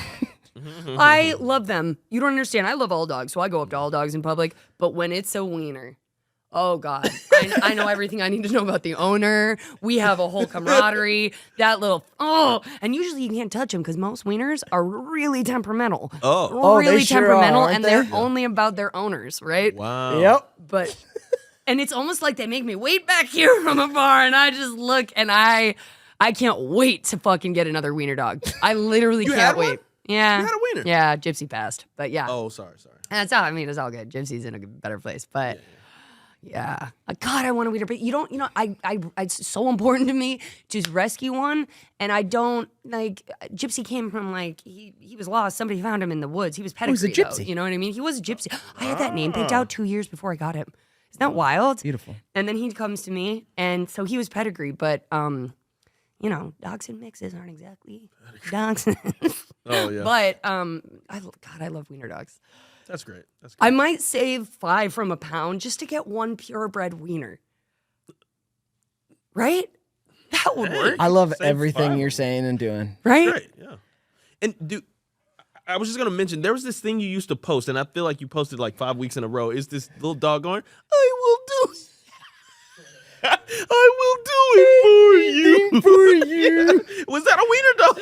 I can't quite tell. Wait for you. Didn't I do it? Didn't I? That's it. Didn't I do it for you? That was one of those dogs. What are those dogs where they're like Oh, those long things. Greyhounds? Kind of. Oh, really? I guess. Right? Yeah. A greyhound? They're like long and skinny? Yeah.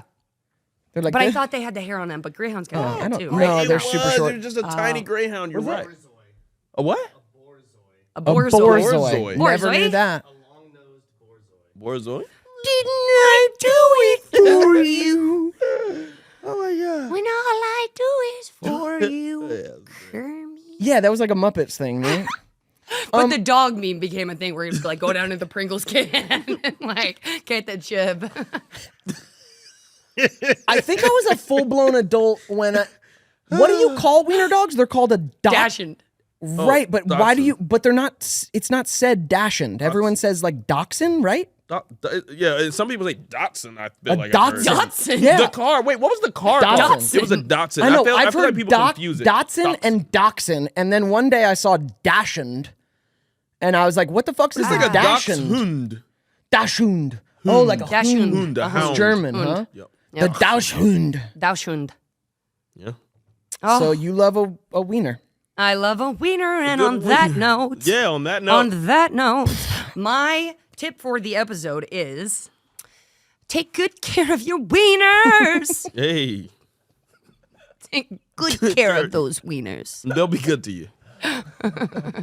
Man.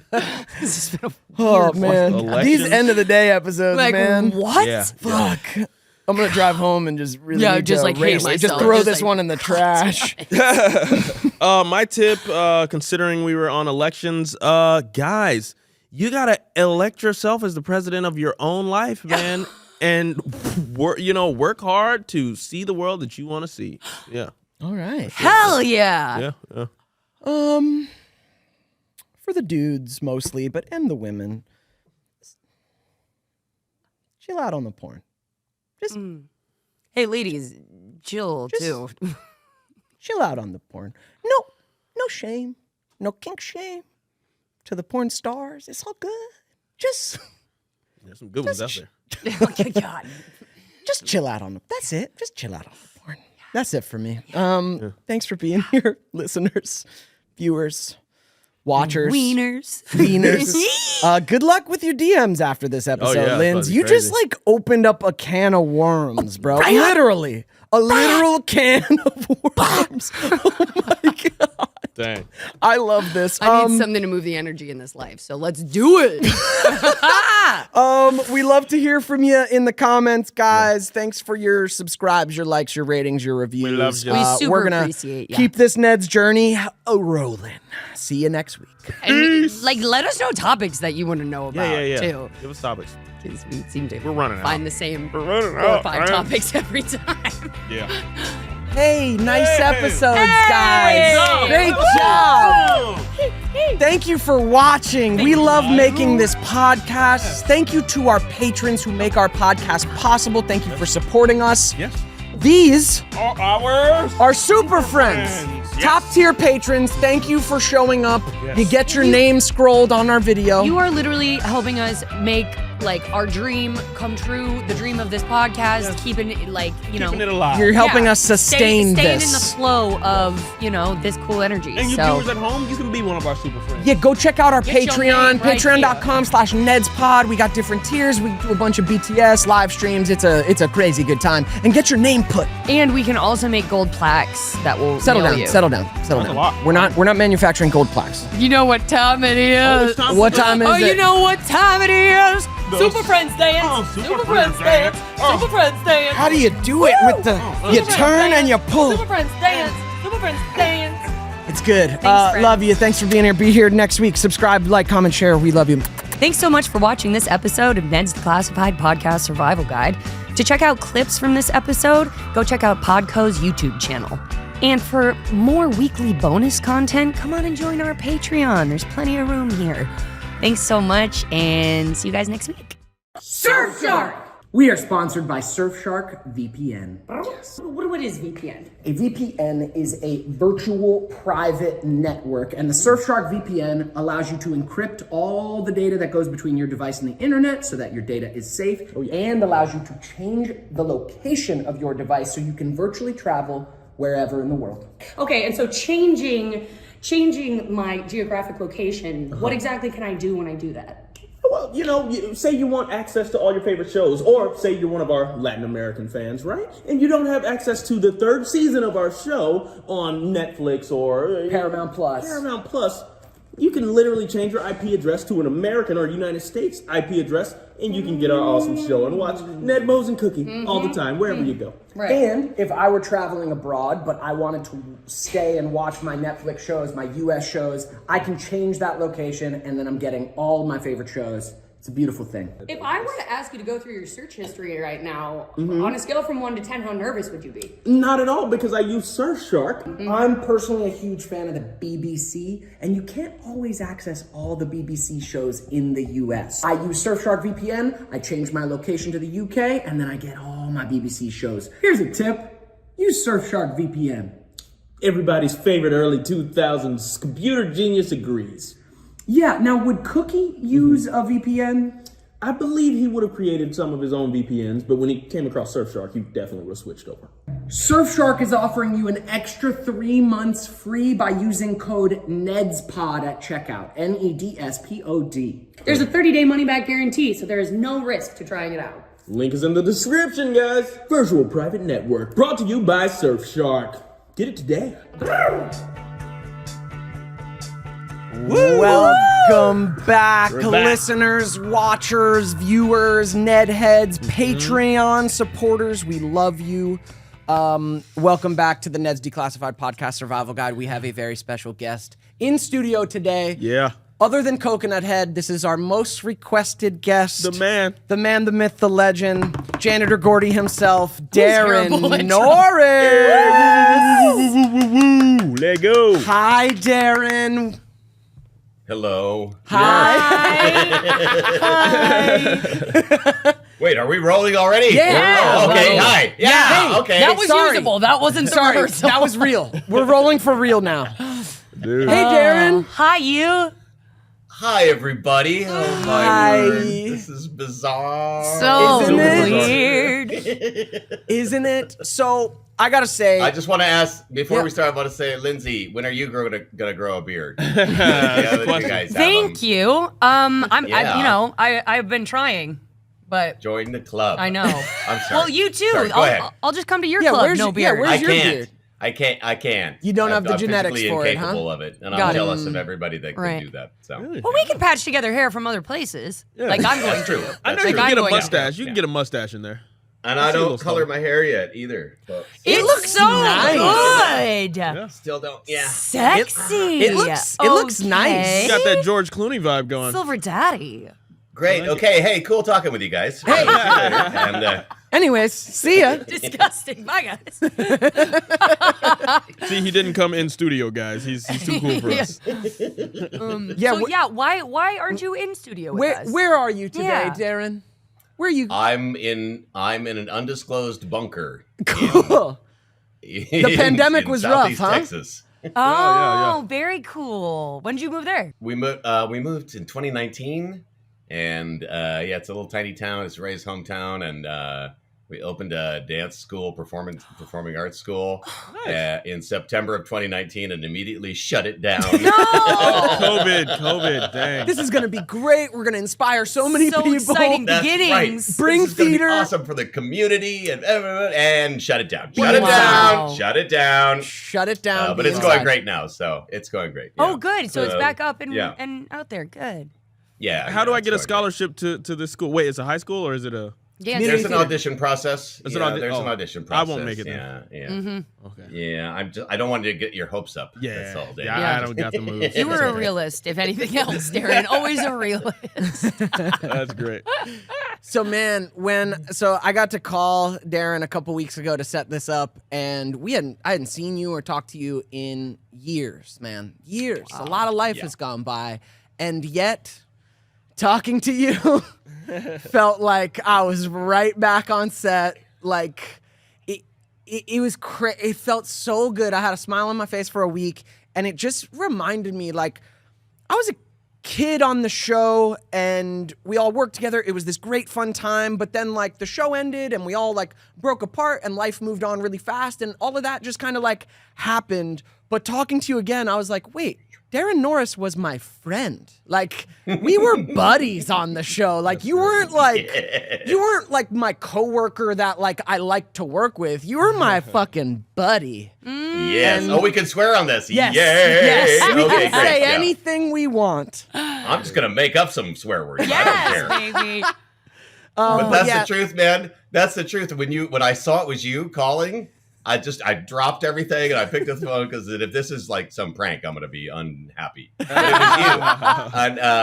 it was you, and it's just fantastic to hear your voice and talk with you, and now we get to do this, which is nutty. Isn't it? Yeah, weird? we were buds. We were buds because it was just that's how it went down. Yeah. It doesn't have to go down like that, but we were pals and we'd mess around and joke around and never treat you guys as anything but equals, or and you were. I mean, in every respect, you guys were absolute pros and so much fun to work with. And I mean, because I still haven't been paid for the show. But, Us either.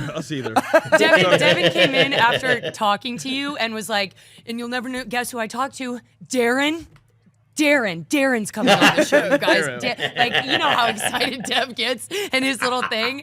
Well, like Gordy too. Like we had all of our characters yeah. got to do so many gags and bits and missions together and like really physical shit. So that's also what I remember is us like getting to really create.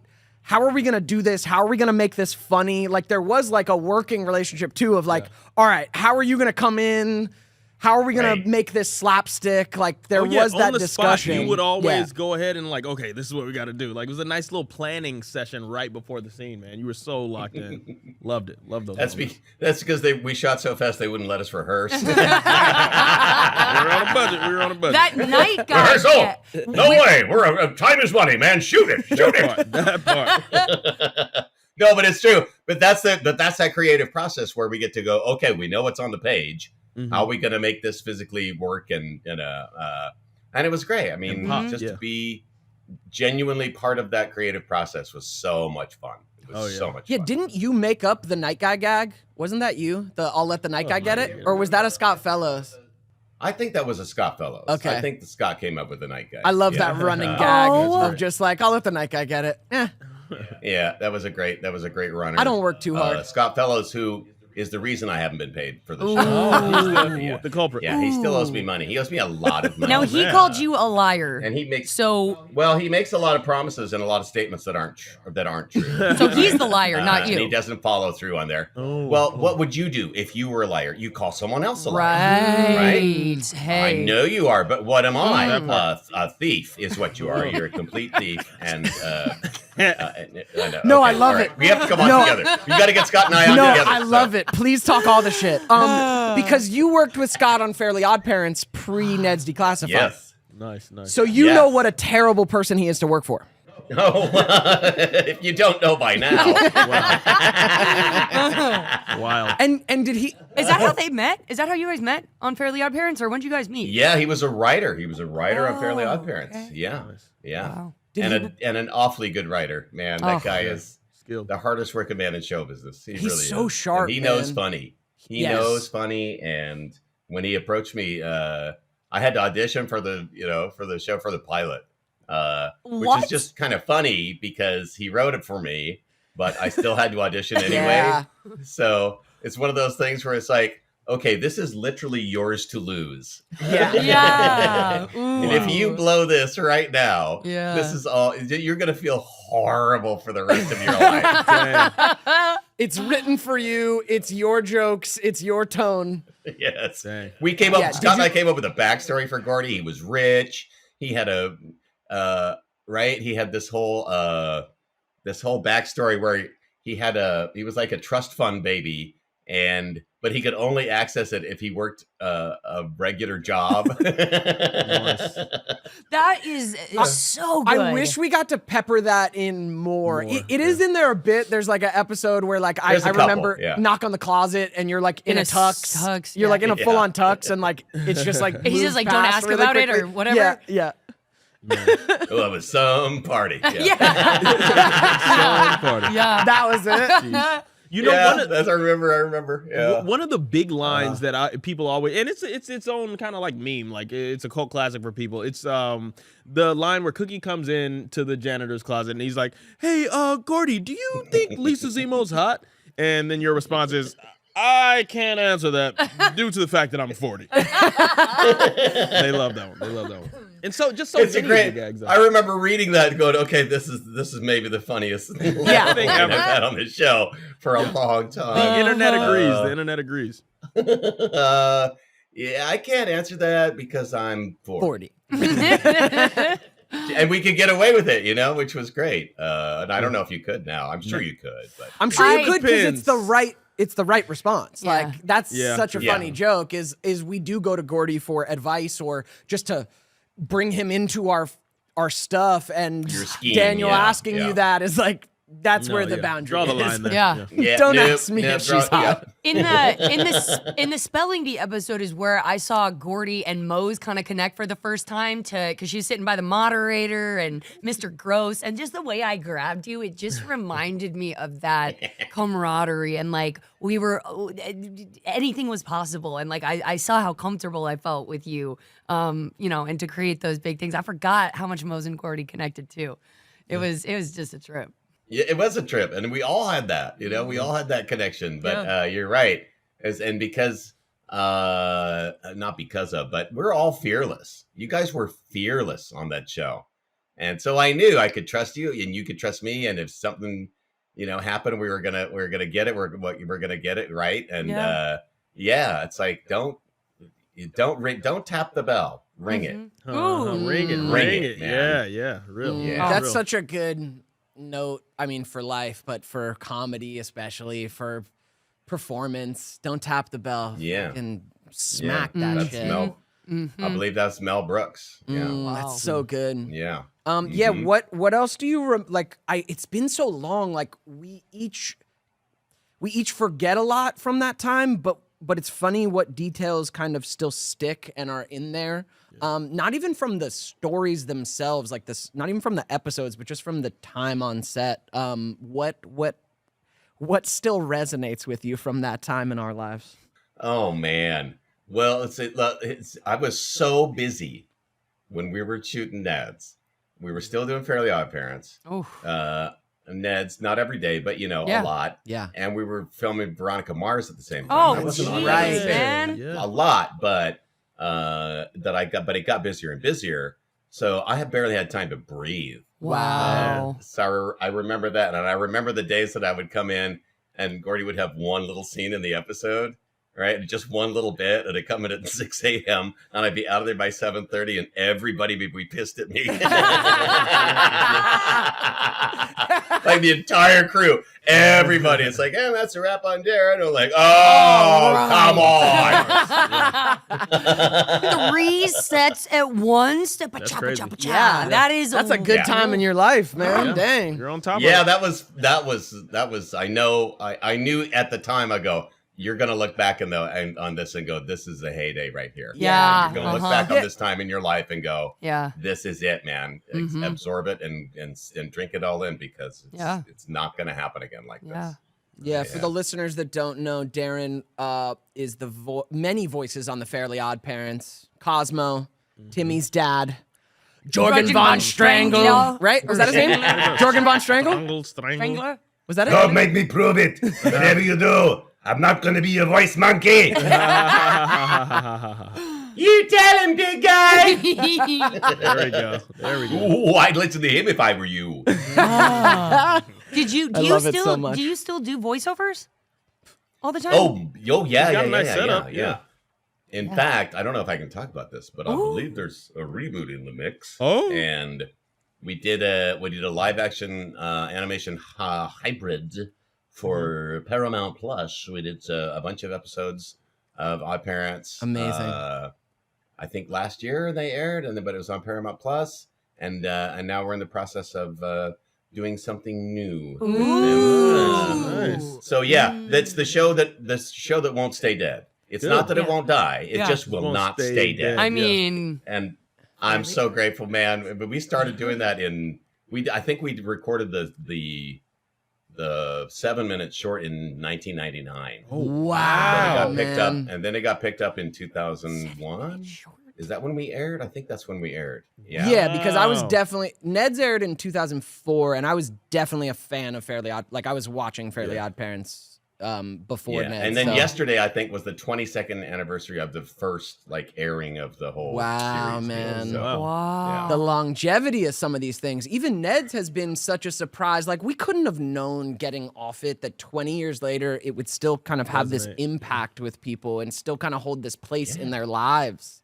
yes. It's Of course special it does, and man. weird. You reminded me though of your part in Team America.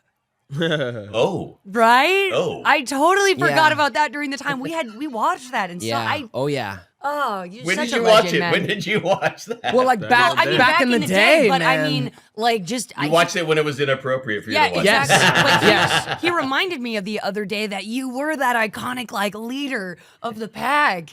Just yeah, a legend. I don't How even lucky want to say you out are. loud the one line of yours that stays with me from that movie. Yeah, we'll probably skip that. Yeah. Uh-huh. But how?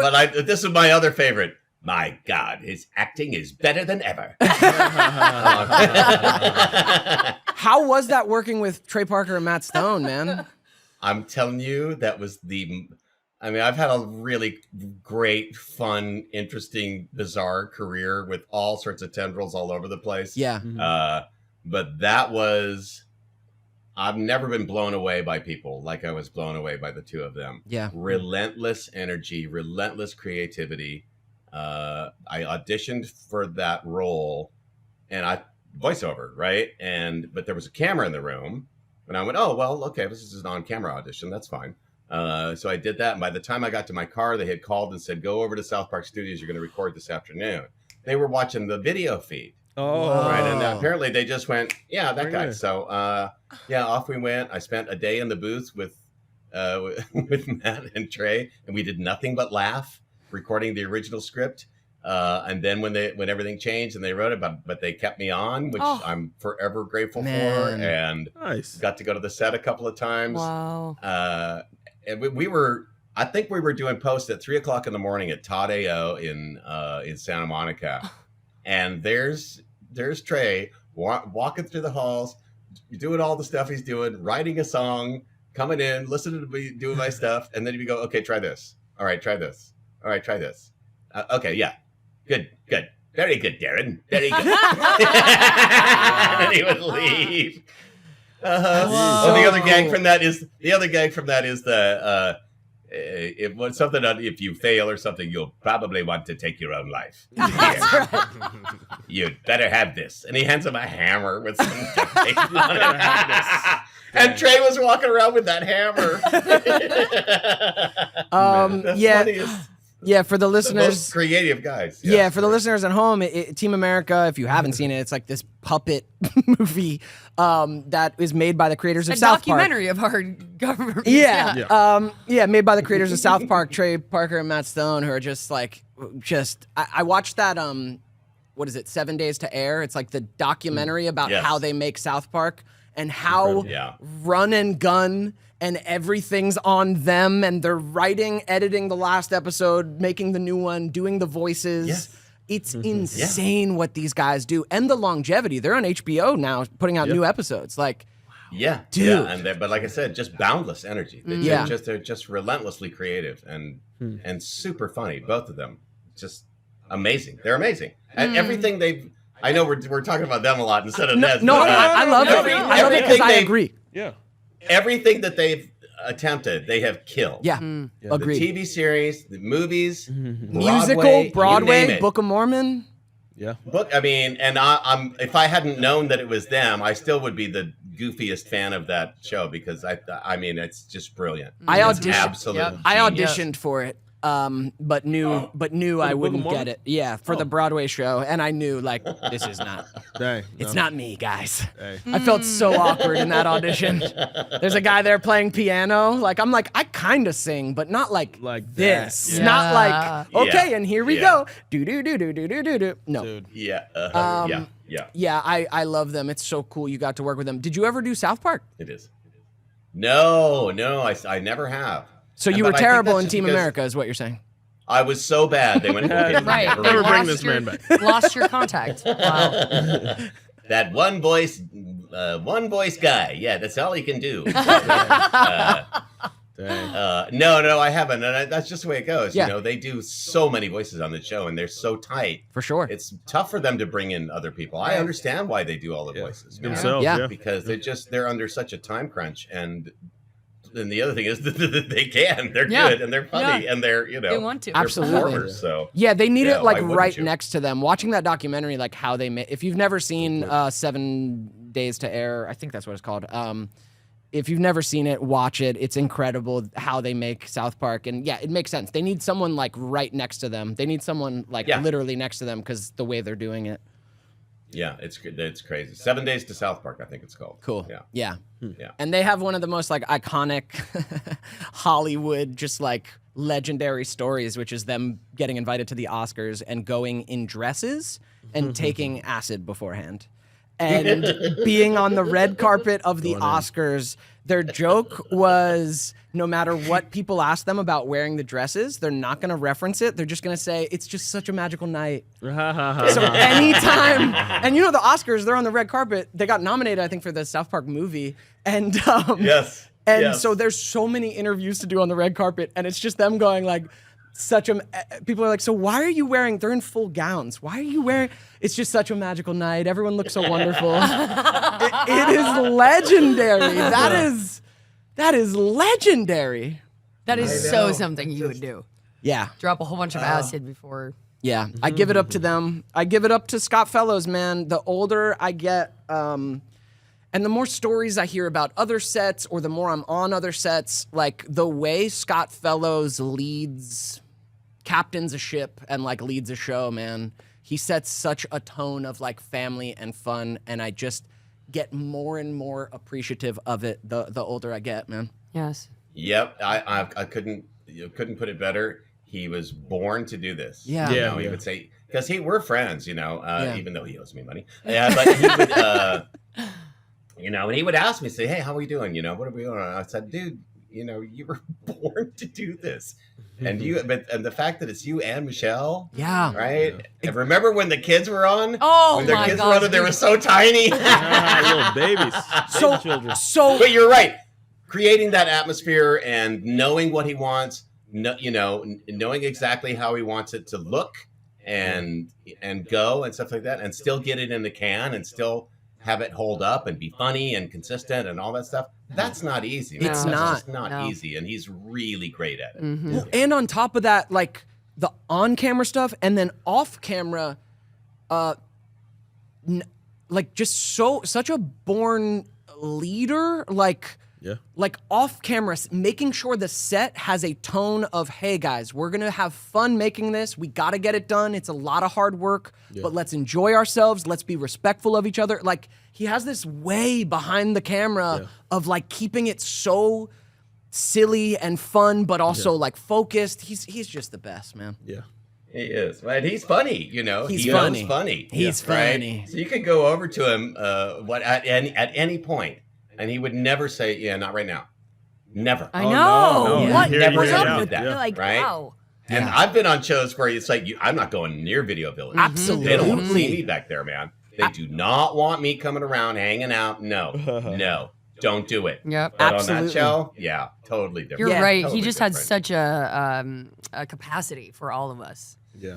Like, yeah. And it's weird how time goes because, like, you know, their kids, Scott and Michelle's kids, when we were filming Ned's, felt the cast was young, but their kids were like little babies. Yeah.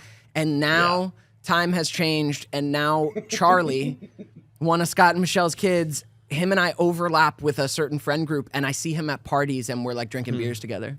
It's insane. It's insane. You and Charlie Fellows. Me and Charlie Fellows. It's insane. You and Charlie Fellows. Me and Charlie Fellows, dude, end up at parties together. And he's like that's he's like so taller great. than me and like puts his hand on my shoulder and is like Crazy. You guys have known each other forever. it's crazy. really Yeah. it's really wild and really like special. Yeah. Oh, did you want to know what else I'm doing? Oh, yes, Or did we please. cover Yeah. that? Yes, We love please. that. Yes, Tell us more, everything. please. What's your life? I've taken up sewing. That's not true. I don't know why I do this stuff. You're a I'm still pathological working on- liar, I'm Darren. working so much from home. It's crazy. And I have my own, setup and booth and all this stuff. And it's Nice. broadcast quality, even though you may not be hearing it now. But Sounds pretty good coming through. So I've been as busy as I've ever been, working here. And I'm directing shows at the little local community theater, which is a hoot. It's just a lot of work. And I'm loving it because it's such a huge creative outlet. And it gets me back to my roots. Epic. Of doing that, and we're killing it. The organization is doing great. Yeah. What show have you yep. put up, or are you going to be putting up? I'm the one's coming up right in like 3 weeks is called The Red Velvet Cake War. It's by Jesse Jones, Nicholas Hope, and Jamie Wooten. I directed another one of their shows last year called Double Wide Texas. They're sort of big, broad, southern fried comedies. Yeah. And they're set in Texas, or at least Awesome. these two shows are Yeah. set in Awesome. Texas. So it was great. I mean, Oh. it was just a hoot. It was really fun. It has to be amazing bringing community theater bringing community theater to a small town in Texas too. Like, there's got to be people there who need that outlet. Oh, yeah. You know? Oh yeah, and when I got here and they asked me to be on the board. Oh man, my phone's been on. They didn't have a space. They did not have a building, and now we've been doing such good work, and we leased a space, and now we're gonna be able to purchase that space, and it'll be Nice. ours, and it'll be there forever, and that's part of the whole legacy of this stuff. Awesome. And yeah, if it wasn't for that, I don't know what I'd do because it's very flat here. It's very flat. I wasn't prepared for the flat. Hey. But I'm from a small town. I grew up in Ferndale, Washington, and that had like 4,400 people, I think, when I was there. But it also had hills. But it was not flat. Couple curves Not and flat. There were mountains and hills and Mount Baker and the Twin Sisters and I could go on. This was me. But yeah. So the small town thing isn't really a big deal for me. But you can't live in LA for years and not miss it, right? Yeah. Because I miss people. I miss the people. I miss a lot of the restaurants. Yeah. Some of the shopping. How easy it is to get around. Yep. I'm 2 hours from the airport. When I lived in my old house in Burbank, I was 10 minutes from the airport. It's like, go anywhere, man. Yep. Yeah. Let's go. Yeah. Yeah. Bob Hope. Take me to Bob Hope. So yeah, it's different. There's lots of trade-offs and stuff, but man, I wouldn't change it. Yeah. So I never know how to answer this, but I'm gonna put it to you and hope you have an answer for it. For any listener or audience member out there who has an inclination towards the arts but hasn't taken a step in, like, what's your advice for getting into this life, for getting into acting, for getting into voiceover, for whatever, following that itch, scratching that itch? okay, that's a really great question, and it's a common question. Exactly. And I have a tough time answering it too. That's why I'm right? putting it to you. Yes, because I knew when I was like your age, when you were starting off in NADS, I kind of knew that that's what I wanted to do anyway, and I had no idea how to go about it. I didn't know anything. I didn't know anybody, and it's very easy for successful people to say, "Follow your dreams, pursue your passion." Right? Because it's like, well, that's what they did. Boy, it worked out Jim Dandy for you, didn't it? Yeah. But there's no guarantee in this stuff, man. There's no guarantee. And it's not luck, but it is good fortune to, land a show like Fairly Odd Parents that runs for 20 some years, and we've done hundreds of episodes. That's so rare though. You know? It's so rare. Yeah. I'm working. That's one of the things I get to do here. I got at least a couple people here that have real potential, and I'm sort of mentoring them. And they're going to go to school and do it the right way because I didn't do it the right way. And How did you do Yeah. it? Did you just I kind move of right fell to LA? backwards Yeah, in my how did you- career. And How did you navigate? oh man, I moved to LA, and like I said, I didn't know anybody. So, and I did theater. That's what I know, right? And I didn't know there was a thing that you could like voiceover. I didn't know that it was a thing. Yeah. And then I did a temp track for somebody at the local PBS station. This was 'cause they back when wanted a movies voiceover were temp just track. getting sound, right? This was like when What's that? talkies. Talkies? This was back when talkies were just becoming a thing, right? Darren, don't listen. Thank you. It was right after the ice melted. That's what I thought. The Okay. giant ice age. That's what I thought. And, Okay, good. Just checking. But anyway, I started doing theater, and I got a commercial agent from doing a show, and then she became my manager for a while, and then I started to book commercial stuff, and then, I was doing another show, and I got a little children's theater tour out of that, which turned into a bunch of Renaissance. There's nothing I haven't done, man. Wait. Renaissance Festival stuff. That's right. So my question Beetlejuice wait, in wait. Hollywood. I forgot about Yes. this. So wait, so you did Yeah, the Universal PBS Studios. track, and how did that turn into the voiceover? Like, Oh, it didn't. It didn't Oh. go anywhere. It was just a temp track. Got it. But that was my introduction to say, Oh, I can hey, do this. you know what? They actually pay Voiceover's people a thing. because they Got gave it. me like $100 or something to come Nice. in and narrate this whole film. Nice. Because somebody that worked there knew me from a show, of course, from doing a show, and said, "Oh, Darren's got a good voice. You should have him come in and do it." Now, I don't know what I'm doing, oh, but it was really fun. Hey, you want to see Murray? Yes. Yeah. It's going to be brief because he'll probably Yeah. Let's go, Murr. Hi, Oh, buddy. hi. kill me. Yeah, he's going to kill me. He's going to kill me. Hi, buddy. His legs are so long. He's a big old boy. He's a big big boy. old rescue boy. Hi, Okay, buddy. all right. Oh dang! Murr's like, that's enough. You are the same as Gordy. Yeah. I He got. will get me. I got a cat. Des buddy. got a He'll cat. get you. He'll kill you for real. Yeah, we got 3 dogs and 1 cat, and the cat rules the whole house. Oh, Yeah. But I just, I would fall into the next thing and the next thing and the next thing. And then I ended up working at Universal Studios, doing a sound effects show. And then I moved over to the Oh, Beetlejuice wow. show. And then I moved over to the Flintstone show, and then moved back to the Beetlejuice show and other stuff, and then got into voiceover, and that really took off. Just changed directions for a long time. And, it was I love to tell this because it was the animation work that got me back on camera. Because I had pursued the on-camera work for a while, and it didn't go well. It just didn't. And because of Scott Fellows, and and he was saying, hey, I think I want you to do this pilot. So I went, okay, well, I should probably go get an agent then. And that was okay. That wasn't difficult to do, fortunately. But look what happens, right? Yeah. Look what happens after that. And then I'm doing this other show and this other show, and it's that snowball effect. Yeah. Uh, Yeah. I that have you such can't a. predict, and That's the story. I have such a hard time answering when people ask me that question of like advice to get in, because like you said, like the easy answer is like, if you have that calling, just go and figure it out.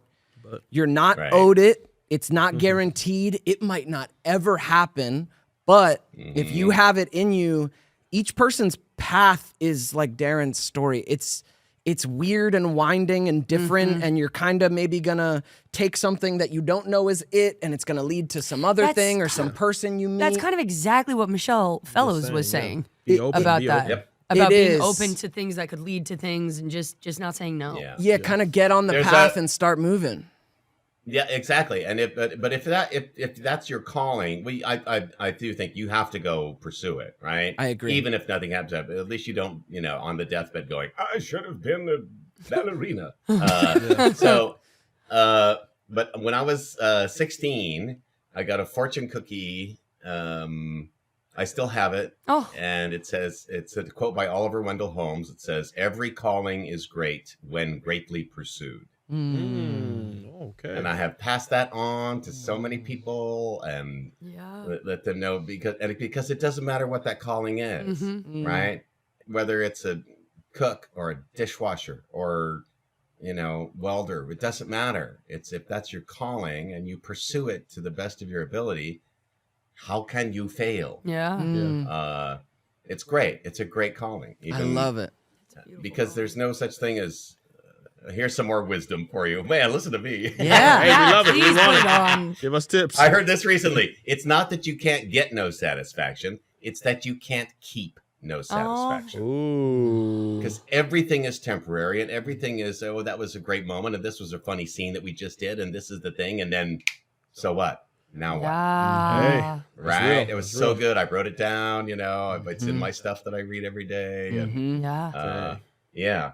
I think a lot of people are just sort of driven to pursue it.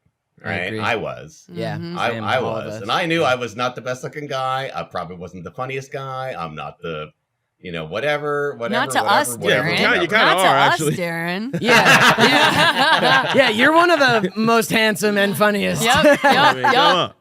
The people understand that too. No, you don't know. I would go to a commercial audition when I was in my 20s, right? And I'm trim and, I'm all fit and stuff. And and I just look around the room and go, I'm leaving. Yeah, that's it. I'm not here. I gotta get out of I here. know that's a fucked part of now everything's on tape, but that's such a weird part of acting is like you walk into a room of 20 people who look kind of like you, but better. Yeah. But way better. Yeah. But And you're like, astoundingly what the better. fuck? What am I doing here? Put me in a lineup. I'm like in the middle. Yep. Yeah. Damn it. Yeah. That's why. So my entire career is like 99.999% comedy. Yeah. Right? Yeah. Because I came into this like, no, he's not nearly pretty enough for this show Hey, or whatever it is. It's what booked me Neds. Yes, I was exactly. I'm like, Exactly. that's that mediocre boy. That's Bring Ned. it back. Bring it back. Bring mediocre That's boy. that- That's Ned. That's that terribly average looking person. Yes, let's get him. Not ugly, not shockingly handsome. But speaking of looks, y'all look fantastic. Hey. And I'm saying y'all now. But I Oh, have you are always country said now. y'all because it's a great word. It's a lovely word. and yeah, I'm no, a it word works. Nerd, Y'all. you know that. Yeah. So, Did you say you're a yeah, word you guys nerd? look fantastic. Oh, you as well, Yeah. man, for real. Your Daniel, whole aura, everything. Daniel got a degree in linguistics. Linguistics, yes. Language. More syntax, grammar than words per se, but Speak yeah. Spanish to him. But isn't that Hola, crazy? Darren. Okay, Eres mi Hola, ¿qué amigo tal? mejor. I'm just saying, you're my Oh. greatest friend. Mejor amigo. Sí, sí, sí. Yeah, Yo te extraño mucho. We miss you so much, Darren. Oh. Sí, y te amamos. Yeah. Lo siento mucho. I feel it. I'm sorry. Yeah, Daniel went and got a degree. Yeah. Yep. Good old wow. university. Unlike the rest of us, am I right? I got sober. That's right. I got nothing. No degree here. Nope, Hey, nope. they got degrees in life. You too.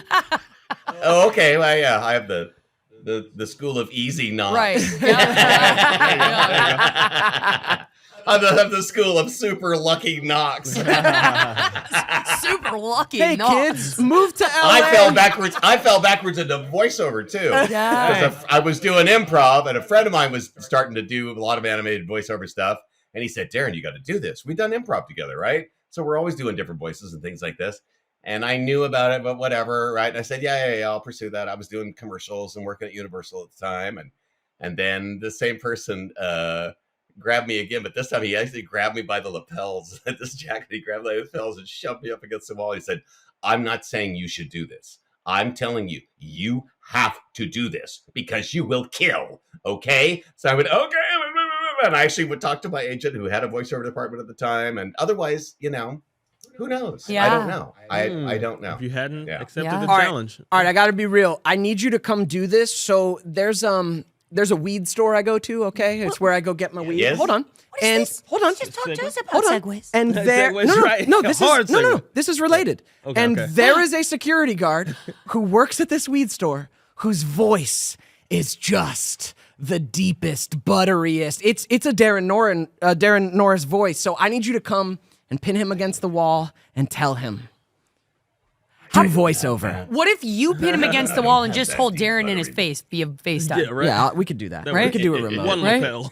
Okay, but there, and look, that's true. There's a lot of people with great pipes. Yeah. Right? Terrific pipes. Yeah, Doesn't make you an actor. that's Doesn't true. Make you, That's true. doesn't mean you can do a 30-second commercial in 30 seconds. That's or true. You do it in 31.3, and they say, can you shave a second and a half off? Yeah, And you intrinsically know how to do that. facts. Doesn't mean Facts. Yeah.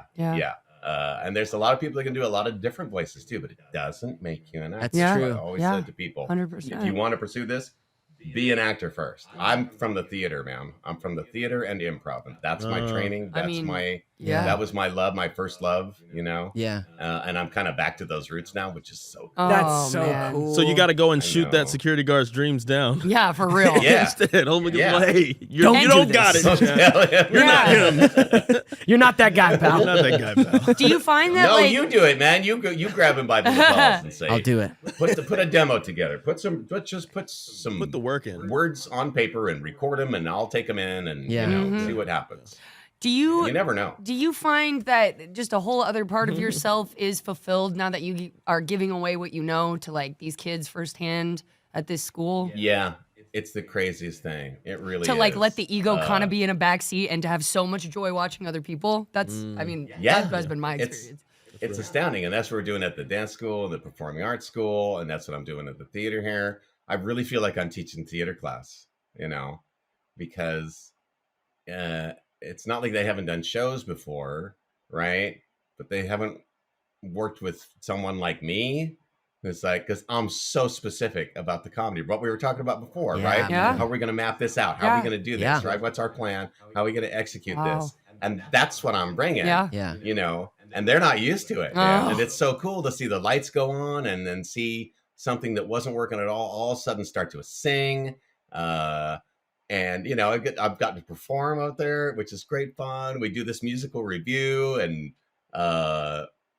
it's been a hoot. It's just been a hoot. Oh So- man, I So know you're cool. Yes, bringing that's a great question. so Thank much you. joy Yeah. to so many cool. people's hearts. Like, oh, Yeah, isn't that such a fun part about comedy too? Is people think it's just like, and there is a version of comedy that's just like off the cuff. We got it. It's just funny is funny, but man, people don't know. Comedy is sometimes more difficult than drama because it actually takes like timing, specificity. Yeah. If it doesn't work, you don't always know why, but it doesn't work. You know it doesn't work, so you have to get in there and figure out, all right, what's the beat? How do we do this? Like it actually takes some crafting. That's so cool. Yeah, You get it to does. teach these It does. new actors this. And sometimes it's a syllable, right? There's just one too many syllables in this sentence. Exactly. Or there's one too few. Exactly. Right? It can be that specific. It can be that specific. Yeah, I do believe. I agree with you, man. I think it's a lot more difficult. But because that's probably just because I can't access genuine emotion. wait, Darren. that has always been your thing. Darren, have you ever directed any TV? No. No? No, never. No. I'm just No. thinking what a cool experience that would have been if you just. I wanted all the to. stuff. That's a good question again, Lindsay. I wanted to direct episodes of Ned's. Yeah. Right. They wouldn't let but you. even then, I was like, "You don't know what you're doing. No. No, you would've killed it. experience. Oh, Dude, So damn. you guys would have had fun. I would have had fun. Yeah. But we probably would have been like 4 months overdue. We're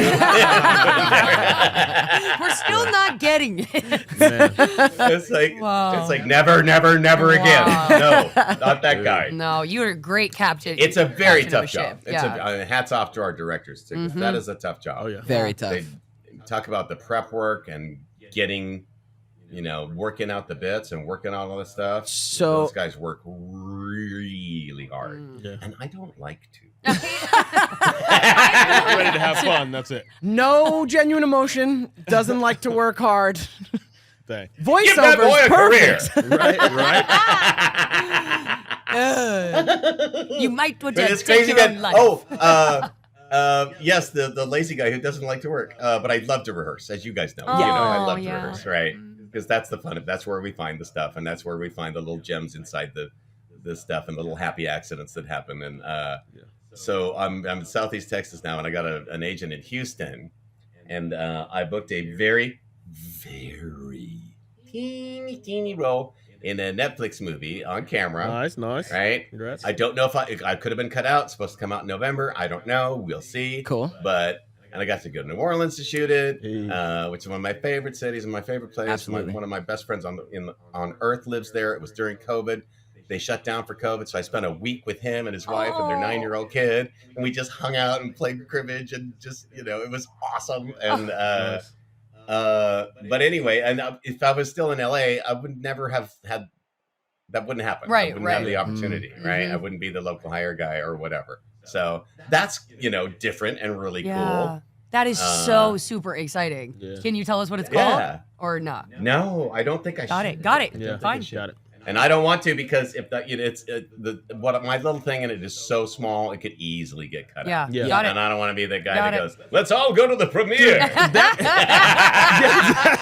great. That happened to me in this Jeffrey Dahmer project, this recent Jeffrey Dahmer monster project. Really? Like they kept my voice and everything, and then you just see like my chest, like as Wait, they go what? out there. Yeah, dude. And did you tell everyone to go watch? I kind of told everyone. Hey, yeah, I was teaching this like actors camp in Amsterdam. I'm like, yeah, you gotta watch it. It's gonna be awesome. It's starring this guy and this guy. Yeah.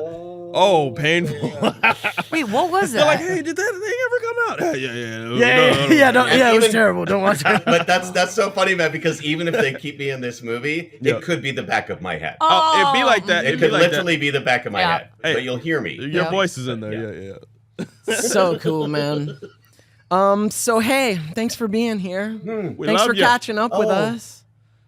I'm so blown away by this. Yeah. I'm Us just too, thrilled. man. Like, It was so great seeing you. So great seeing you. Yeah, if we can ever line up when You you're and in Scott LA, together. Yeah, we when would you're love ever in to have you LA guys in. sometime, it'd be so good to get you like in person and We could get Scott Fellows and I on the same. oh my podcast god. We'll bring on the some show boxing in gloves. person and just watch it turn In into a fact, fist fight. and then Yeah. we'll Just watch it we'll- turn into a bloody knockdown drag out. Yeah. Perfect. No holds barred. Here comes the blood fist fight. with I Scott got my money Fellows. on Darren. And we're gonna No, actually just throw. no, that's the thing. Uh-oh. He'll kill me. Oh, yeah. He'll We're gonna kill throw me. Devin But- in that but mix I'll too. finally get paid. All three versions of Scott slash Devin slash Darren. Gordon, yeah. Yeah, they're all the same. And we'll just be over here. So you've already given, honestly, some great advice to the listeners, but every episode we like to wrap it up with some life tip, some tip for adulthood for our listeners. You've already kind of nailed it, but if you got another nugget of Darren Norris wisdom. Mine it right out of you now. Wow. Don't put me on the spot. Yeah, Whatever no, you we're do, gonna need don't it. Put, I tell you what, I got sober 7.5 years ago. Nice. Right. Congrats. And let's just say it was necessary. Yeah. Or I wouldn't be sitting here right now. And that's the toughest thing I've ever done, and it was the best thing I've ever done. So if you have any sort of substance use problem, disorder, whatever you want to call it, man, get some help because you're worth it. That's the first thing, and I I do love a that. lot of Amen. that today. I'm going to pick up a friend out of a rehab tomorrow. Yeah. I'm really still involved in a lot of it, and that's changed my life. So awesome. But it's so there's that. There's the quotes. Yeah, those are so good, dude. We're yeah. There's the quote, and they're not mine. But here's the thing: anything that I say that might sound cooler, wise, or whatever, I didn't come up with it. Of course. This is ancient people, long since dead, Yeah. who figured this stuff out, and they passed it on to us, and we get to keep passing it on and passing it on and passing it on. The best advice that I think is just really simple and probably not inspiring at all, but it's you just have to keep going. You have to press on. You have to keep on keeping on. You have to keep on keeping one foot in front of the other. No feeling is forever. No emotion is forever.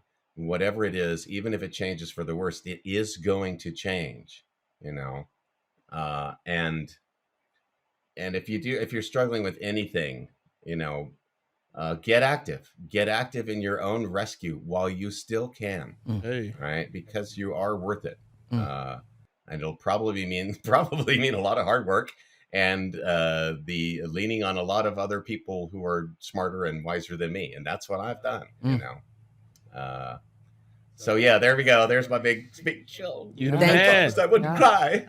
Thank my you. gosh, man, dude. Thank you I'm so over much. here, like- I know you avoid genuine emotion, but that was pretty close Yes. to genuine emotion, That and we was appreciate it. Wonderful. I have enjoyed the fruits of being sober as well, so I feel that. No way, Yes. Liz, no way. That's gosh. awesome. Yeah. Okay, we Lindsay and I are going to go on to another room and talk. Yes, That's for a okay. minute. yes, we'll be over Please here. do. Yes. Please do. But it's Okay, so cool. moving to hear Okay, that because very cool. that is also I'm so happy to. my experience with the program and getting sober. So Yeah, yeah, yeah. beautiful. sweet. Yeah. Okay, we got it. Yeah, No, we gotta go. We gotta leave now. Oh, genuine emotion.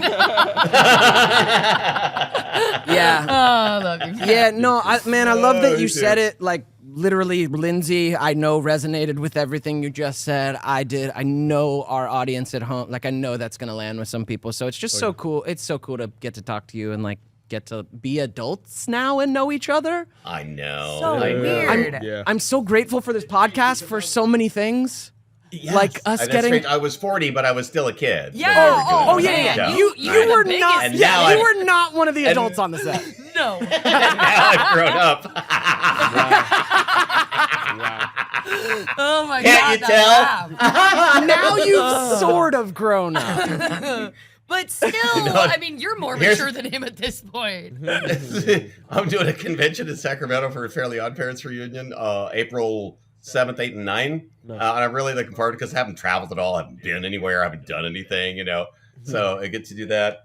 And I think there was, when I got to town, because people recognized me, guess what from? Ned's Declassified School Survival Guide, Hey, we like right? And you could see the sort of deer in the headlights look. It's like, you look like that guy.